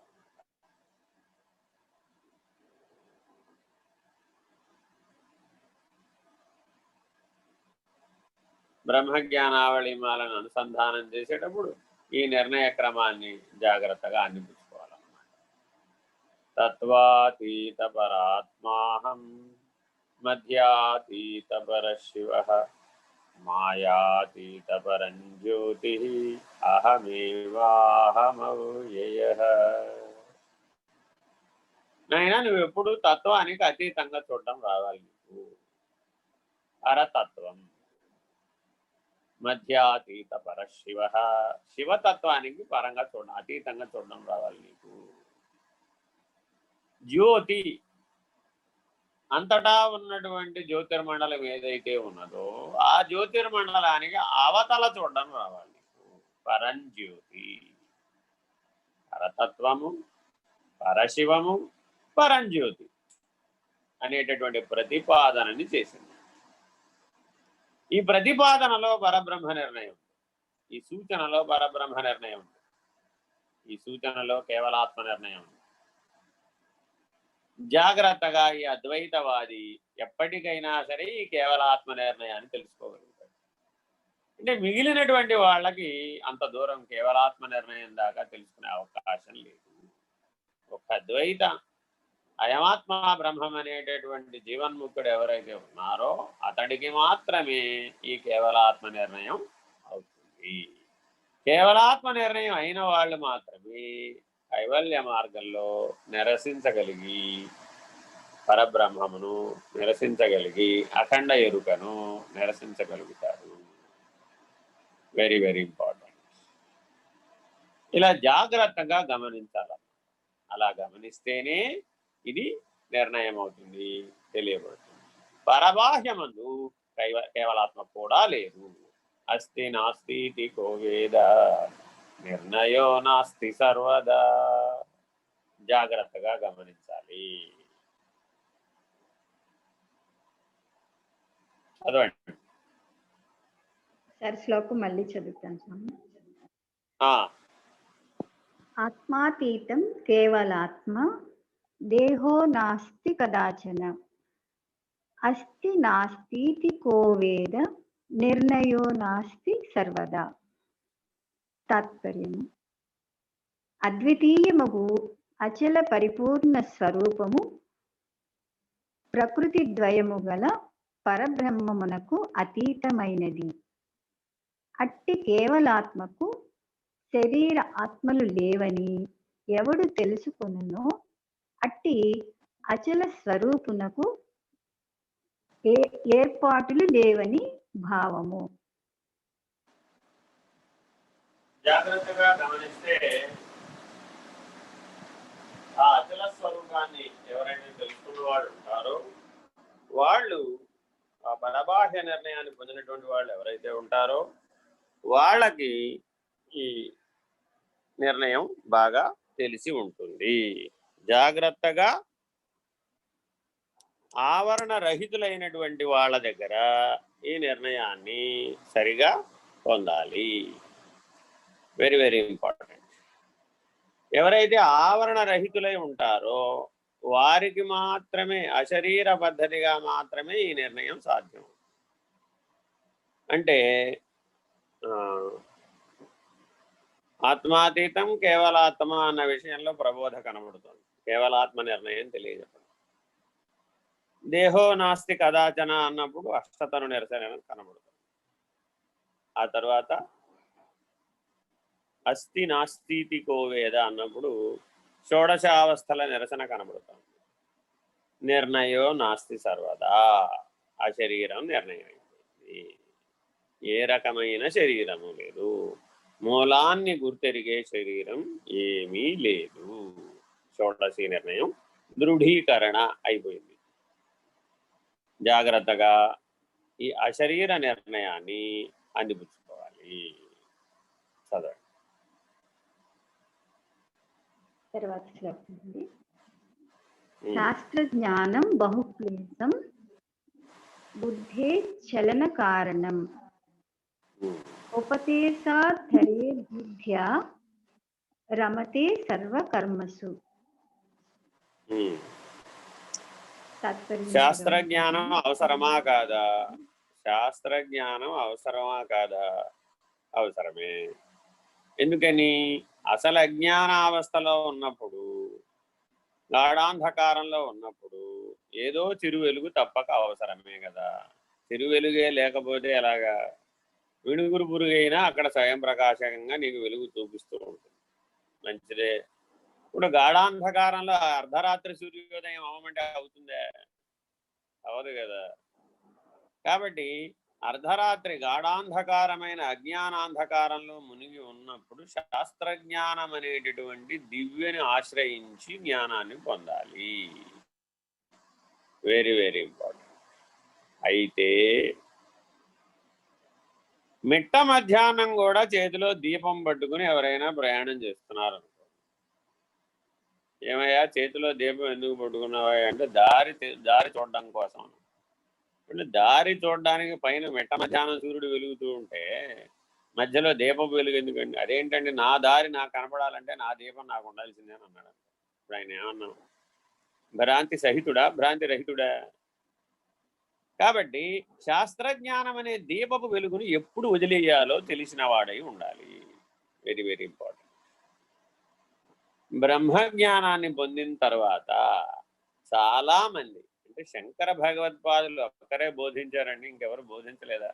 ఇంకెవరు బ్రహ్మనిష్ఠులు కాదా? ఇంకెవరు భారతదేశంలో ఎవరు అంతటి ఆచార్యులు లేరా? ఎవరు చెప్పలేదా? రామానుజాచార్యులు, మాధవాచార్యులు, గజానన్ మహారాజు గారు, పంచసద్గురువులు, ఇలా చెప్తూ పోతే భారతదేశం నిండా మహానుభావులే ఉన్నారు. మానవలోక కళ్యాణానికి ప్రపంచంలో ఉన్న మానవులందరికీ దీప కలికయ్యే జ్ఞాన ప్రబోధ చేసేటటువంటి మహానుభావులు ఎంతో మంది ఉన్నారు. పరమహంస యోగానంద, వివేకానంద, విశేషంగా విదేశాల్లో పర్యటించి వాళ్ళందరికీ తెలియజెప్పిన వాళ్ళు అనేక మంది ఉన్నారు. ఏమిటి వీళ్ళు చేసిన పని? కేవలం శాస్త్రజ్ఞానమే చెప్పారా? వాళ్ళ అనుభవ జ్ఞానాన్ని శాస్త్రంగా చెప్పారా అనేది వెరీ వెరీ ఇంపార్టెంట్. ఈ దృష్టితో చూడాలి. వాళ్ళు కేవలం పుస్తకాలను చేతిలో పట్టుకుని పుస్తకాలని అనువదించి చెప్పలేదు. ఇప్పుడు జీసస్ ప్రభువుని అనేక మంది భారతదేశంలోనే కాదు ప్రపంచ దేశాలలో కూడా దరిదాపు 600 కోట్ల మంది క్రిస్టియానిటీలో ఉన్నట్టుగా లెక్కలు చెప్తూ ఉంటారు. ఇప్పుడు జీసస్ గారు ఏ పుస్తకం చదివి చెప్పాడు? ఆయనేం పుస్తకం చదివి చెప్పలేదు. ఆయన స్వానుభవాన్ని 10 వాక్యాల్లో చెప్పాడు. ఆయనేం విస్తారంగా బోధించలేదు. ఉపనిషత్తులు అంతకంటే వ్యాఖ్యానించలేదు, ప్రస్థానత్రయాన్ని అంతకంటే వ్యాఖ్యానించలేదు, బ్రహ్మసూత్ర భాష అసలే చేయలేదు. ఆయన కేవలం సదాచారాన్ని, ఆత్మానుసార జీవితాన్ని చక్కగా జీవించి చెప్పాడు. సులభంగా అర్థమయ్యేది చెప్పాడు. ఎవరికి చెప్పాడు? కేవలము ఘనిష్టమైన తామసిక భావాలు కలిగి ఉండి రాక్షసుల వలె జీవించేటటువంటి జీవన విధానం కలిగినటువంటి పంచ మకారములతో సప్త వ్యసనాలతో మునిగిపోయినటువంటి వాళ్ళ జీవనం ఎక్కడైతే ఉందో అక్కడ పుట్టాడు ఆయన. వాళ్ళకి సదాచారం గురించి ఆత్మానుసార జీవితం గురించి ప్రబోధించాడు. ఆయన తన చివరి వాక్యాలు ఏం చెప్పాడు? I am the messenger of the God, దైవ ప్రతినిధిని. I am the son of the God, నేను భగవంతుని కుమారుడను, దైవ కుమారుడను. ఐ ఆమ్ గాడ్, నేను దైవాన్ని. నాయన నీవు ఆత్మానుసార జీవితం జీవిస్తే నాలాగా ఈ 3 నిర్ణయాలను పొందవచ్చు అని చెప్పాడు. అంటే మనం కూడా ఇప్పుడు మొదట్లో ఎలా ఉన్నాము? సాధకుడు గురువు చేతిలోనో ఈశ్వరుడు చేతిలోనో పనిముట్టుగా శరణాగతుడై జీవిస్తాడు. అప్పుడు ఎలా ఉన్నాడు? ఈశ్వర ప్రతినిధిగా ఉన్నాడు, గురువుకు ప్రతినిధిగా ఉన్నాడు, పనిముట్టుగా ఉన్నాడు. రెండో మెట్టు ఎదిగాడు, బ్రహ్మనిష్ట వచ్చింది. వస్తే అప్పుడు ఏమయ్యాడు? దైవ కుమారుడు, ఈశ్వర కుమారుడు. ఆత్మనిష్ట కలిగింది, బ్రహ్మనిష్ట కలిగింది. అప్పుడు ఏమయ్యాడు? అప్పుడు కూడా శరణాగతి చేస్తూనే ఉన్నాడు, అప్పుడు కూడా ఈశ్వరాశ్రయంలోనే ఉన్నాడు, అప్పుడు కూడా పరమాత్మాశ్రయంలోనే ఉన్నాడు, దైవ కుమారుడుగా ఉన్నాడు. మూడో మెట్టు నేనైన నేను జీవన్ముక్తుడైపోయాడు. అయమాత్మ బ్రహ్మం అనే నిర్ణయం పొందేశాడు, పరబ్రహ్మ నిర్ణయం దాకా వచ్చేసాడు. ఇప్పుడు నాకు దైవానికి భేదం లేదు, ఐఆమ్ గాడ్ అన్న నిర్ణయం దాకా వచ్చాడు. సరిపోతుందా అన్నారు అచల సిద్ధాంతం. చాలు అన్నారు. ఎందుకని? ప్రతి చోట అయి ఉంది. I am messenger of the God, I am son of God, I am God. I am God అన్నప్పుడు కూడా అయి మిగిలిపోయింది, నేను మిగిలిపోయింది. నేను బ్రహ్మము నైతిని. ఇదే వాక్యాన్ని సంస్కృతంలో పట్టుకున్నాం. మళ్ళా ఆయమాత్మ బ్రహ్మ, నేను బ్రహ్మము నై ఉన్నాను. నేనన్న నిర్ణయం నీకు నిలకడ చెంది ఉంటే, ఇందాకటి శ్లోకంలో చెప్పామా లేదా? అస్తి నాస్తి కో వేద నిర్ణయో నాస్తి సర్వదా. మరి కైవల్యానికి ఎలా సరిపోతుందా? మోక్షానికి ఎలా సరిపోతుందా? మోక్ష సన్యాసానికి ఎలా సరిపోతుందా? మోక్షానికే సరిపోకపోతే మోక్ష సన్యాసానికి ఎలా సరిపోతుంది అని తిరిగి ప్రశ్నిస్తాడు గురువు. కాబట్టి శిష్యుని యొక్క అనుభవ స్థితిని బట్టి అధిగమింపజేసేటటువంటి పద్ధతిగా, అహాన్ని రద్దు చేసే పద్ధతిగా గురువు సూచిస్తాడు, గురువు ప్రశ్నిస్తాడు, గురువు విడిపిస్తాడు. జాగ్రత్తగా గుర్తుపెట్టుకోవాలి. ఆయన ప్రతి కదలిక, ప్రతి మాట, ప్రతి చేత కను చివరి నుంచి అయినా సరే శిష్యుని యొక్క స్థితిని గుర్తుపట్టగలుగుతాడు. అర్ధ నిమిలిత నేత్రుడై ధ్యాన స్థితిలో మునిగి ఉన్నప్పటికీ, అత్యంత వ్యవహారశీలి అయి హాస లీలా విలాసాదులలో ఉన్నప్పటికీ తనను ఆశ్రయించినటువంటి శిష్యుణ్ణి సులభంగా గుర్తుపట్టగలుగుతాడు. మాటలలో మాటగానే సూచన చేసేస్తాడు. జాగ్రత్తగా అశరీరి అయినటువంటి వాడి యొక్క పద్ధతి అది అన్నమాట. వాడు సూచించాలంటే, వాడు ఉపదేశించాలంటే ప్రత్యేకంగా పౌర్ణమ, అమావాస్య, హస్తమస్తక సంయోగము ఏం అవసరంలా. ఇదంతా సశరీర పద్ధతి, ఆవరణ పద్ధతి. అశరీరి అయిన వాడికి దేశకాలములు లేవు. వాడు ఎక్కడున్నా, ఏ స్థితిలో ఉన్నా, ఏ నిర్ణయంలో ఉన్నా ఆశ్రయిస్తే గాఢ నిద్రావస్థలో ఉన్నట్టుగా కనపడుతున్న వాడైనప్పటికీ వాడు చేసే పని వాడు చేసేస్తాడు. ఎందుకనంటే వాడిలో ఉన్న బ్రహ్మము వాడికంటే వేరైపోయింది, పరబ్రహ్మం అయిపోయింది, అది పరాత్పరం అయిపోయింది, తనను తాను పోగొట్టుకుంది, అశరీరి అయిపోయింది. ఇప్పుడు శాస్త్రజ్ఞానం అశరీరి దగ్గరికి వెళ్ళి, ఏమండి మీరు కొద్దిగా వేదాంత పంచదశి చదివారా, ఆ సూత్రాలు ఏమైనా నాకు చెప్తారా, చినకందార్థాలలో 93వ కందార్థం ఏం చెప్తుందో నాకు చెప్తారా అని అడిగారే అనుకోండి. అంత ధారణాశక్తి లేదు నాయన, నాకు అంత గుర్తు లేదు. ఒకవేళ నువ్వు గనక సూత్రం చెప్తే నాకేమైనా స్ఫూరిస్తే చెప్తానంటాడు. జాగ్రత్తగా గమనించాలి. అంతేగాని అశరీరి అన్నటువంటి నిర్ణయం దాకా వెళ్ళిన వాడి దగ్గరికి వెళ్ళి శాస్త్రజ్ఞాన విచారణ చేయడం వృధా. ఎందుకని? వాడు అనుభవ జ్ఞానంలో నిర్ణయం నాస్తి సర్వదాకా వెళ్ళిపోయిన వాడు. ఇప్పుడు చదవండి శ్లోకం.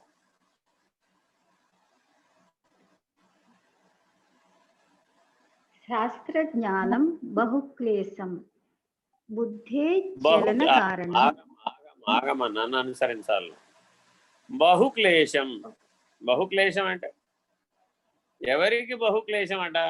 సాధకుడిని దృష్టిలో పెట్టుకు చెప్పటం లేదు. ఇది అశరీరి అయిన గురువుని గురించి చెప్తున్నాడు. వాడి దగ్గరికి వెళ్ళి, ఏమయ్యా కైవల్యోపనిషత్తులో పలానా శ్లోకానికి అర్థం చెప్తావా నువ్వు? నీకు సంస్కృత వ్యాకరణం వచ్చా? నీకు అన్వయ వ్యతిరేకాలు తెలుసా? సాంగంగా నువ్వు షడ్దర్శనాలు చదివావా?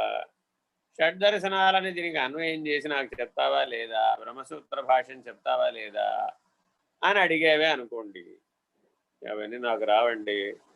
నాకు తెలిసింది ఒకటే, ఏమిటి? ఆత్మాతీతం కేవలాత్మ దేహో నాస్తి కదాచన అస్తి నాస్తి కో వేద నిర్ణయో నాస్తి సర్వదా. ఇది నాకు నిర్ణయం అయిపోయిందండి. నేను లేనివాడనని నిర్ణయం అయిపోయింది. నాకు పరబాహ్య దర్శనం అయిపోయింది. పరబయలు యందు నేను లేనివాడనని నిర్ణయం అయిపోయింది. ఉన్నది ఉన్నట్లుగా ఉన్నవాడనే గాని లేని దానిని ఊహించి చెప్పే ప్రజ్ఞ లేకుండా పోయింది. చైతన్య రహితం అయిపోయింది. వ్యోమాతీతం కూడా అయిపోయింది. శాశ్వతం అయిపోయింది. ఇప్పుడు బహుక్లేశం. కిందకు దిగి వచ్చి చెప్పడం అనేది ఎంత క్లేశమో ఈ నిర్ణయం అయిన వాడికి తెలుస్తుంది. శాస్త్రజ్ఞానం బహుక్లేశం. తర్వాతమ్మా, బుద్ధే చలన కారణం. బుద్ధేశ్చలన కారణం. వచ్చినటువంటి వాడిని బట్టి ఊహించి చెప్పాలి. ఇప్పుడు ఒక ఆయన వచ్చాడు నా దగ్గరికి, ఏమండి మూలాధారం దాటలేకపోతున్నాను నేను, ఏం చేయమంటారు అన్నాడు అనుకో. ఇప్పుడు మరి ఎక్కడికి దిగి రావాలి? అశరీర స్థితి నుంచి శాంతం మూలాధారం దాకా కిందకి దిగి రావాలి. దిగొచ్చి ఆ మూలాధార స్థితిలో ఎలా ఉంటుందో వివరించి చెప్పి దాన్ని దాటించే ప్రయత్నం చెయ్యాలి.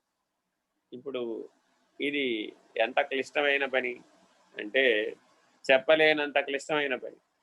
కానీ ఇది శాస్త్రజ్ఞానం ద్వారా నువ్వు తెలుసుకోవచ్చు, అనుభవ జ్ఞానం ద్వారా కూడా తెలుసుకోవచ్చు.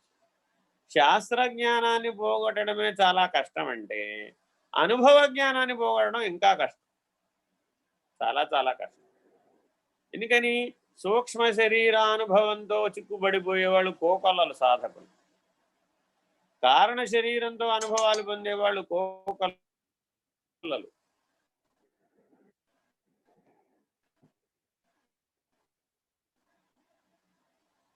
అయిపోవాలి, జాగ్రత్తగా గమనించాలన్నమాట. మరి వీళ్ళందరూ సాధించాలా వద్దా, చేరాలా వద్దా అంటే, మరి అలా చేరాలి అంటే, ఆ నిర్ణయం పొందాలి అంటే జాగ్రత్తగా గమనించాలన్నమాట. అలా నిర్ణయమైనటువంటి వాడికి మాత్రమే అది తెలుస్తుంది. అందుకని ఈ రెండవ మాటను బాగా అర్థం చేసుకోవాలి. మళ్ళా చదువు. బుద్ధే చలన కారణం ఉపదేశాతరే బుద్ధ్యా బుద్ధేశ్చలన కారణం. సూక్ష్మ శరీరం, కారణ శరీరం, మహాకారణ శరీరం అంతా కూడా బుద్ధేశ్చలన కారణం. ఆ విజ్ఞానమయ కోశం మీద ప్రభావితం అవుతుంది సూక్ష్మ కారణ మహాకారణ శరీరాలన్నీ. మరి ఆ చలన కారణం అవుతుంది అదంతా కూడా. అనేక రకాలైన ఊహలకి, అపోహలకి, పరిజ్ఞానానికి, విపరీత జ్ఞానానికి కూడా అదే కారణం, ప్రజ్ఞానానికి కూడా అదే కారణం. జాగ్రత్తగా చైతన్యరహితమైనటువంటి ప్రజ్ఞయే లేనిది అనేటటువంటి నిర్ణయానికి ఎదిగేటప్పుడు ఈ చలనములన్నీ ఎందుకని తా కదలడట పరమశివుడు, తా కదిలెడిది మాయయట. ఏ కదలికైనా, ఏ చైతన్యమైనా, ఏ సత్ అయినా, సత్తా త్రివిధ సత్తాలు, సత్తాత్రయం అంటారు దీన్ని, బాగా గుర్తుపెట్టుకోవాలి. సత్తాత్రయం: పారమార్థిక సత్తా, వ్యావహారిక సత్తా, ప్రాతిభాసిక సత్తా. దీనికి వివర్తవాదం అని పేరు. పరిణామవాదం ఒక తీరుగా చెప్తే, వివర్తవాదం ఈ తీరుగా చెప్పింది. ఏమని చెప్పింది? ఉన్న పరబ్రహ్మం ఒకటే, అది పారమార్థిక సత్తా. అదే పారమార్థిక సత్తా వ్యావహారిక సత్తాగా సంకల్పం పూని బ్రహ్మాండమైంది. అదే వ్యావహారిక సత్తా ప్రతిబింబించి ప్రాతిభాసిక సత్తాగా జీవమైంది. ఉన్న పరబ్రహ్మము ఉన్న చోటే ఉన్నది ఉన్నట్లుగా ఉన్నది. పారమార్థిక సత్తాలో ఏ విభజనలు లేవు, దేశకాలములు లేవు, ఏ పరిణామము లేదు. కేవలం వ్యావహారిక సత్తాలో, ప్రాతిభాసిక సత్తాలో మాత్రమే పరిణామములన్నీ ఉన్నాయి. పదార్థము శక్తి రూపాలలో మాత్రమే ఉన్నాయి, కానీ దాని అవతల ఉన్నటువంటి శూన్యస్థితి యందు ఏమీ లేదు. సర్వమునందే పరిణామం అంతా ఉంది, కానీ దాని అవతల ఉన్న శూన్యంలో ఏ పరిణామము లేదు, పరిణామరహితం అని తేల్చేసింది వివర్తవాదం. పరిణామవాదం ఏం చేసింది? కేవలం ప్రాతిభాసిక సత్తా నుంచి వ్యావహారిక సత్తా, జీవుడు ఈశ్వరుడు, జీవుడు బ్రహ్మము వరకు చెప్పేసి నీకు మోక్షం వచ్చింది పో అంది. వివర్తవాదం ఏం చేసింది? పరబ్రహ్మ నిర్ణయం దాకా చెప్పి నీకు మోక్షం వచ్చింది పో అంది. వార్తీకవాదం వచ్చింది ఇక్కడి నుంచి. ఈ రెండు వాదాలు ఎవరికైతే నిర్ణయమై నిరసించబడతాయో వాడికి మాత్రమే వార్తీకం తెలుస్తుంది. ఆ వార్తీకం ఏం చెప్పిందంటే, నాయన పరాత్పరంలో సత్తాత్రయం లేదు, ద్విపుటి లేదు, ఉత్పత్తి లయాలు లేవు, ములుగృత్స సందులేక వ్యాపకమై ఉన్నటువంటి బయలునందు పరబ్రహ్మము లేదు, అఖండ ఎరుక లేదు, కేవలాత్మ లేదు. ఇది ఆవరణ సహితం. నిరావరణం నిస్త్రైగుణ్యం పరాపరం నిరీహమచలం నిత్య సర్వగత స్థాణు అచలోయం సనాతనః. భగవద్గీత సాంఖ్యయోగంలో అందించినటువంటి అచల సూత్రం. అది నిత్యము, సర్వగతము, స్థాణువు, అచలం, కదలనిది. తా కదలడట పరమశివుడు, తా కదిలిడిది మాయయట. జాగ్రత్తగా అన్ని కదలికలని నిషేధించాలి. బుద్ధేశ్చలన కారణం. ఏ శాస్త్రాన్ని ఆశ్రయించినా, ఏ శాస్త్రజ్ఞానాన్ని ఆశ్రయించినా, ఏ సూత్ర సముచ్చయాన్ని ఆశ్రయించినా అది బుద్ధేశ్చలన కారణం అవుతుంది. అసంప్రజ్ఞాత సమాధి నుంచి సంప్రజ్ఞాత సమాధికి దిగి రావాల్సి వస్తుంది.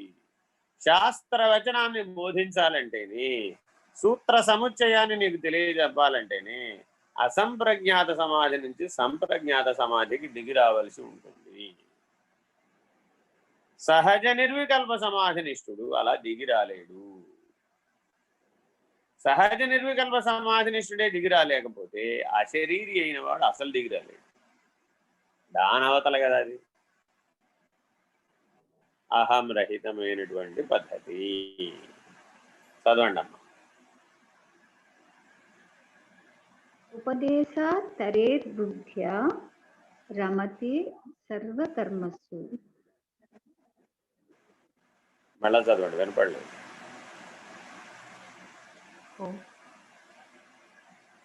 ఉపదేశాత్తరేర్బుద్ధ్యా రమతే సర్వకర్మసు.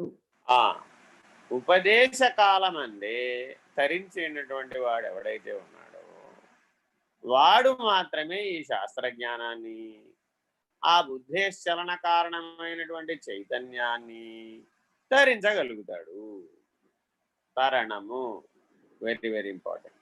తారకము అనేటటువంటిది తరణమునకు ముడిపడినటువంటి పదం.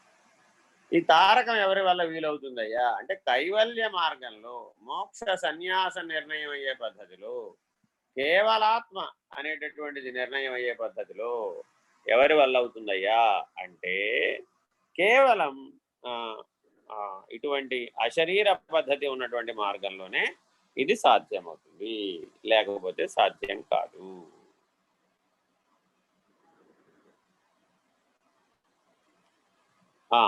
అయిపోయిందమ్మా శ్లోకం. తాత్పర్యం చదవమంటారండి గురువు గారు? తాత్పర్యం చదవమంటారా? చదవండి అమ్మా. శాస్త్ర జ్ఞానము మిగుల దుఃఖములకు హేతువుగాను బుద్ధి చాంచల్యమునకు కారణముగాను ఉన్నది కనుక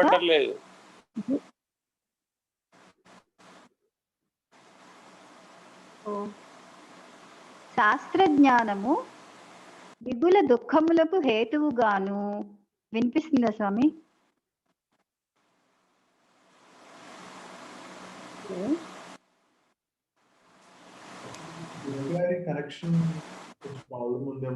ఉమాశంకర్ గారు మీరు చదువుతారండి? యాక్చువల్లీ మాకు వినిపిస్తుందండి, మీరే ఒకసారి వెళ్ళి చదవండి అమ్మా. శాస్త్ర జ్ఞానము మిగుల దుఃఖములకు హేతువుగాను బుద్ధి చాంచల్యమునకు కారణముగాను ఉన్నది కనుక గురూపదేశము వలన సమస్త కర్మముల యందును భగవద్బుద్ధితో మనుజులు రమించవలయునని భావము.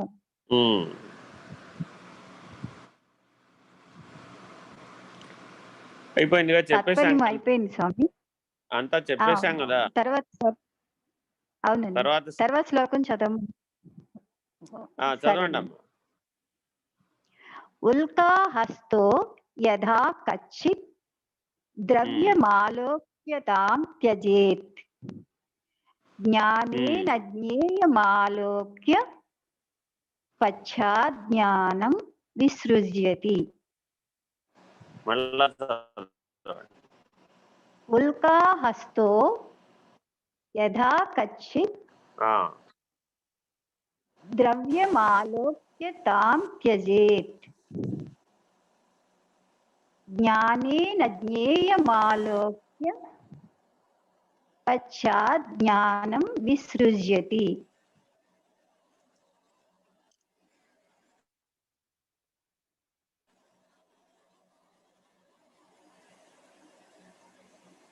గురుగారు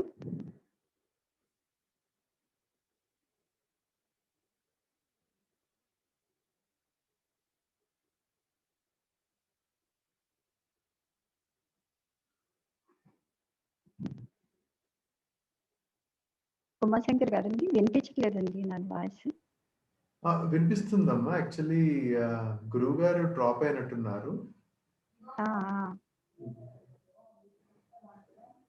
మరి ఆపేద్దామంటారండి? ఒక్క నిమిషం వెయిట్ చేద్దామండి. వెయిట్ చేసింది. లాగిన్ అయ్యారు.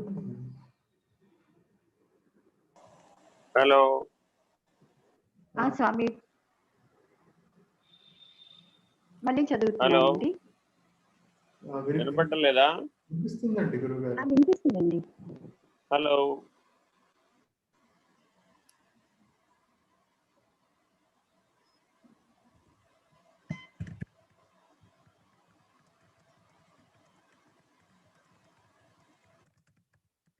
చదవమంటారండి శ్లోకం? వారికి ఇంకా వినిపించడం లేదనుకుంటండి, మన చాట్ లో పంపించాను.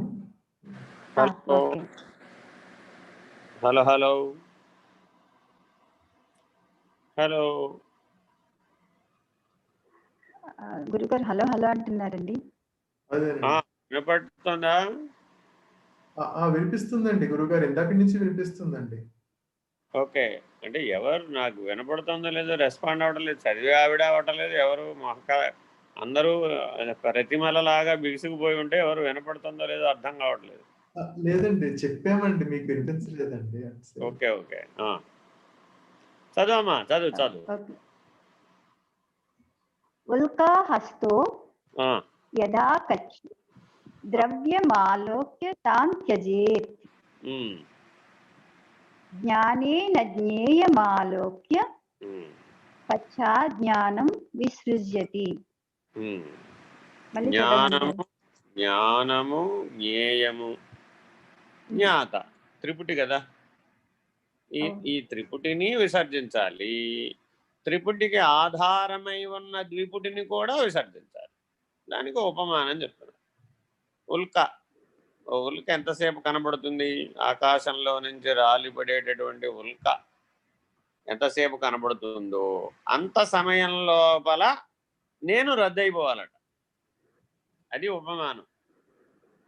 నేను బ్రహ్మమునై ఉన్నాను అనేటటువంటి నిర్ణయం ఉల్క రాలిపడితే ఎంత సమయంలో ఉల్క రద్దయిపోతుందో అంత సమయంలో నేను బ్రహ్మమునై ఉన్నాను అన్న నిర్ణయం రద్దయిపోవాలి. ఆ ఉపమానంతో పోల్చి చెప్తున్నాడు అనమాట. చదవండి, భావం చదవండి. సరే. ఒకానొక మనుజుడు ఏ ప్రకారము హస్తమునందు దీపమును గలవాడై తాను కోరిన వస్తువును వెదికి కనిపెట్టిన తరువాత ఆ దీపమును ఎటుల పారవేయుచున్నాడో అదే ప్రకారము జ్ఞానమును ఎరుక చేత జ్ఞేయముగు అచల పరిపూర్ణ బ్రహ్మమును చూచి అనంతరము జ్ఞానమును ఎరుకను విడువవలయున్నని భావము. అది ఇందాక కూడా చెప్పుకున్నాక ఇదే మాట. చీకటిలో ఉన్నప్పుడు దీపం అవసరం. వెతికాడు, వస్తువుని కనుక్కున్నాడు, దీపాన్ని పక్కకు పెట్టేశాడు, వస్తువును పుచ్చుకున్నాడు. దీపంతో పని అయిపోయింది అన్నాడు. జాగ్రత్తగా గమనిస్తే ఈ ఉపమానం జ్ఞాత, జ్ఞానము, జ్ఞేయం అనే త్రిపుటిని ఎలా నిరసించాలో చెప్తుంది. మానవుడు అజ్ఞాన వశముగా దేహాత్మయే నేనుగా ఉన్నప్పుడు పరమాత్మకు సంబంధించిన తత్వజ్ఞానం అనే దీపం అవసరం. Very very important. ఆ తత్వజ్ఞానం అనే దీపాన్ని పట్టుకున్నాడు. బ్రహ్మజ్ఞానం అనే దీపాన్ని పట్టుకున్నాడు. ఆత్మజ్ఞానం అనే దీపాన్ని పట్టుకున్నాడు. ప్రజ్ఞా ప్రకాశం అనేటటువంటి దీపాన్ని పట్టుకున్నాడు. చైతన్య ప్రకాశం అనే దీపాన్ని పట్టుకున్నాడు. పట్టుకుని తాను పరబ్రహ్మమై ఉన్నాడనే నిర్ణయాన్ని పొందేసిన తర్వాత ఇప్పుడు ఏం చేయాలి?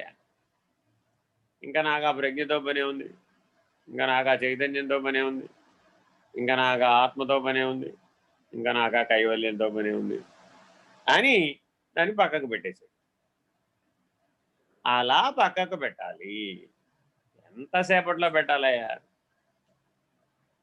వినువీధిలో జరిగేటటువంటి వింత ఉల్కాపాతం. మీరు హబుల్ టెలిస్కోప్ ద్వారా చూడాలనుకుంటే ప్రతిరోజు ఉల్కాపాతం జరుగుతూ ఉంటుంది. ఏమిటి ఉల్కాపాతం అంటే సూర్యుడి చుట్టూతా ఈ ఖగోళంలో బ్రహ్మాండంలో అనేక రకాలైనటువంటి ప్రకాశవంతమైన పదార్థాలు భూమికి మీదకు వస్తూ ఉంటాయి. అది వాతావరణపు పొర దాటగానే దాని అవతలేమో ఆక్సిజన్ ఉండదు కాబట్టి పెద్దగా మండిపోవు. కానీ వాతావరణం పొర దాటగానే ఆక్సిజన్ యొక్క ప్రభావం చేత మండిపోయి భూమిని చేరకముందే అవి శాంతం మండిపోయి గాలిలో వెలిసిపోతుంది. ఇలా జరిగేటటువంటి దానికి ఉల్కాపాతం అని పేరు. నిరంతరాయంగా దీపావళి జరుగుతూ ఉంటుంది బ్రహ్మాండంలో. ఇక్కడ ఏదో భూమి మీద చిచ్చుబుడ్డి మనం వెలిగించి ఒక్క నిమిషం పాటు అది పైకి పోతే ఆహా ఓహో అని చప్పట్లు కొడతాం. ఇలాంటి చిచ్చుబుడ్లు కోట్లాది చిచ్చుబుడ్లు ఉల్కాపాతంలో జరిగిపోతూ ఉంటాయి అక్కడ బ్రహ్మాండంలో. అనంత విశ్వంలో జూలికి వెళ్ళాము. ఇప్పుడు అనంత విశ్వంలో బ్రహ్మాండాలు విస్ఫులింగముల వలె, అణువుల వలె వెదజల్లబడుతూ ఉంటాయి. నిన్న మొన్న ఈ మధ్య మీ అందరికీ బ్లాక్ హోల్ గురించినటువంటి ఎన్ని రకాల బ్లాక్ హోల్స్ ఉన్నాయి, విస్తృతి కలిగినటువంటి బ్లాక్ హోల్స్ మన విశ్వంలో ఉన్నాయి మనకు తెలిసిన మేరకు. ఇది మన దృష్టి మేరకు. అసలు మనకు దృష్టి మనకు తెలిసింది 1% అంటే తెలియని విషయం 99% ఉంది. ఇంకా మనకు పరిశోధించవలసిన 99% మిగిలిపోయింది. తెలిసిన మేరకు చూస్తేనే ఒక్క కృష్ణ బిలంలో 10,000 కోట్ల సూర్యులు పట్టేటంత కృష్ణ బిలాలు ఉన్నాయి. 10,000 కోట్ల సూర్యులు పడతాడు ఒక కృష్ణ బిలంలో. 10,000 కోట్ల సూర్యులు పట్టే కృష్ణ బిలంలో నుంచి ఒక సూర్యుడు ఒక అణువు వలె విసిరివేయబడ్డాడు. ఆ విసిరివేయబడ్డబడినటువంటి సూర్యుడు 10 ముక్కలై నవగ్రహాలైనవి. ఆ 10 ముక్కలలో మనం కూడా ఒక ముక్క మీద ఉన్నాం. ఆ ముక్క మీద 84 కోట్ల జీవరాశులలో 800 కోట్ల మానవులలో ఒకానొక విద్యాసాగరు ఆయన బ్రహ్మాన్ని చూశాడు. ఆయన పరబ్రహ్మ నిర్ణయాన్ని పొందాడు. ఉన్నవాడా లేనివాడా? ఏం చెప్తాం దీనికి? అస్తి నాస్తి కో వేద నిర్ణయో నాస్తి సర్వదా. బాగా విచారణ చేశానండి. బాగా 10 సంవత్సరాలు 12 సంవత్సరాలు 30 సంవత్సరాలు జపం చేశానండి. ధ్యానం చేశానండి. తపస్సు చేశానండి. కొండ గుహల్లో ఉన్నానండి. కేవలం ఆకులే భుజించానండి. కేవలం నీళ్లే తాగానండి. కేవలం కనపడ్డ వస్తువులను మాత్రమే భుజించానండి.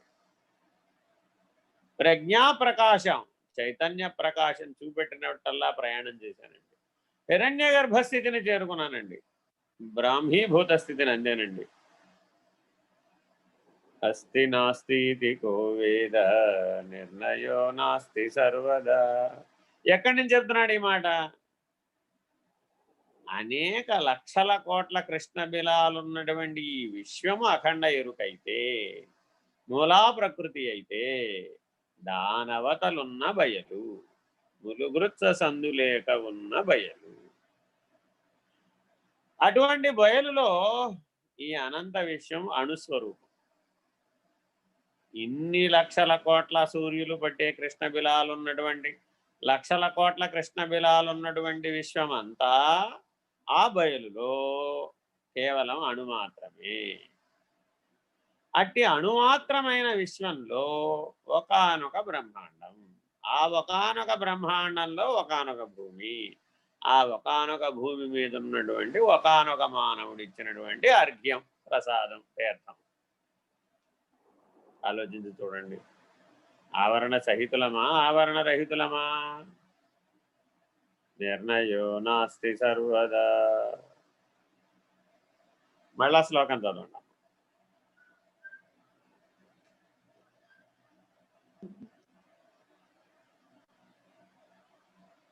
ఇప్పుడు చదివిన శ్లోకం చదవమంటారా? మళ్ళా చదువు. ఉల్కాహస్తో యథా కచ్చిత్ ద్రవ్యమాలోక్య తాం త్యజేత్. Very very. నేను దేహాత్మస్వరూపుడనే నిర్ణయాన్ని పోగొట్టుకోవడానికి నేను చైతన్య స్వరూపుడనే నిర్ణయాన్ని ఆశ్రయించాడు. నేను ఆత్మస్వరూపుడు, నేను సత్స్వరూపుడనే నిర్ణయాన్ని పొందడానికి నేను చైతన్య స్వరూపుడనే నిర్ణయాన్ని పోగొట్టుకున్నాడు. నేను సత్స్వరూపుడను, నేను బ్రహ్మస్వరూపుడను అనే నిర్ణయాన్ని పొందడానికి నేను జీవుడను అనే నిర్ణయాన్ని పోగొట్టుకున్నాడు. నేను పరబ్రహ్మం అనే నిర్ణయాన్ని పొందడానికి నేను బ్రహ్మం అనే నిర్ణయాన్ని పోగొట్టుకున్నాడు. నేను కేవలాత్మస్వరూపుడను, పరాత్పరమును అనే నిర్ణయాన్ని పొందడానికి పరబ్రహ్మం అనే నిర్ణయాన్ని పోగొట్టుకుంటున్నాడు. ఈ పట్టుకున్నవన్నీ కూడా ఉల్కాహస్తములు, దీపం చేత్తో పట్టుకున్నట్లుగా పట్టుకున్నాడు. పని అయిపోగానే దీపాన్ని పక్కకు పెట్టాడు. కాబట్టి జాగ్రత్తగా విచారణా కాలంలో నువ్వు పొందుతున్నటువంటి నిర్ణయాలను సవ్యమైనటువంటి పద్ధతిగా, అశరీర పద్ధతిగా వాటిని నిర్ణయించి నిరసించాలి. ఆవరణ రహిత పద్ధతిగా నిరసించాలి. నిరావరణం, నిస్త్రైగుణ్యం, పరాపరం, నిర్బీజమమలం, నిష్కామమమలం, నిరీహమమలం, నిత్యశుద్ధోస్మి, నిరీహమచలం, నిత్యం సర్వగతం స్థాణు అచలోయం సనాతనః. పూర్వమేవ నిరాలంబం ఆగ్నేయం చ నిర్గుణం తథా దక్షిణే నిత్యశుద్ధం చైవ నైరుత్యో నిరుపద్రవం పశ్చిమే నిష్కళం చైవ వాయువ్యే చ నిరంజనం ఉత్తరే చ నిరాకాశో ఈశాన్యో నిర్మలో భవేత్ ఊర్ధ్వశ్చ నిరాకారతః అధశ్చ నిర్వికారతః అంతర్బహిశ్చ సర్వత్ర అచలోయం సనాతనః. ఇట్టి అచల స్వరూపాన్ని నిర్ణయించే ధర్మమే సనాతన ధర్మం. దీనికి కర్త లేడు. అపౌరుషేయం, ఋషి లేడు, ఛందస్సు లేదు, నిర్ణయం లేదు. నిర్ణయో నాస్తి సర్వదా. హరి ఓం. శ్రీ గురుభ్యో నమః. హరి ఓం. పూర్ణమదః పూర్ణమిదం పూర్ణాత్ పూర్ణముదచ్యతే పూర్ణస్య పూర్ణమాదాయ పూర్ణమేవావశిష్యతే. ఓం తత్సత్. ఓం శాంతి శాంతి శాంతి. హరి ఓం. శ్రీ గురుభ్యో నమః. హరి ఓం. నారాయణ నారాయణ.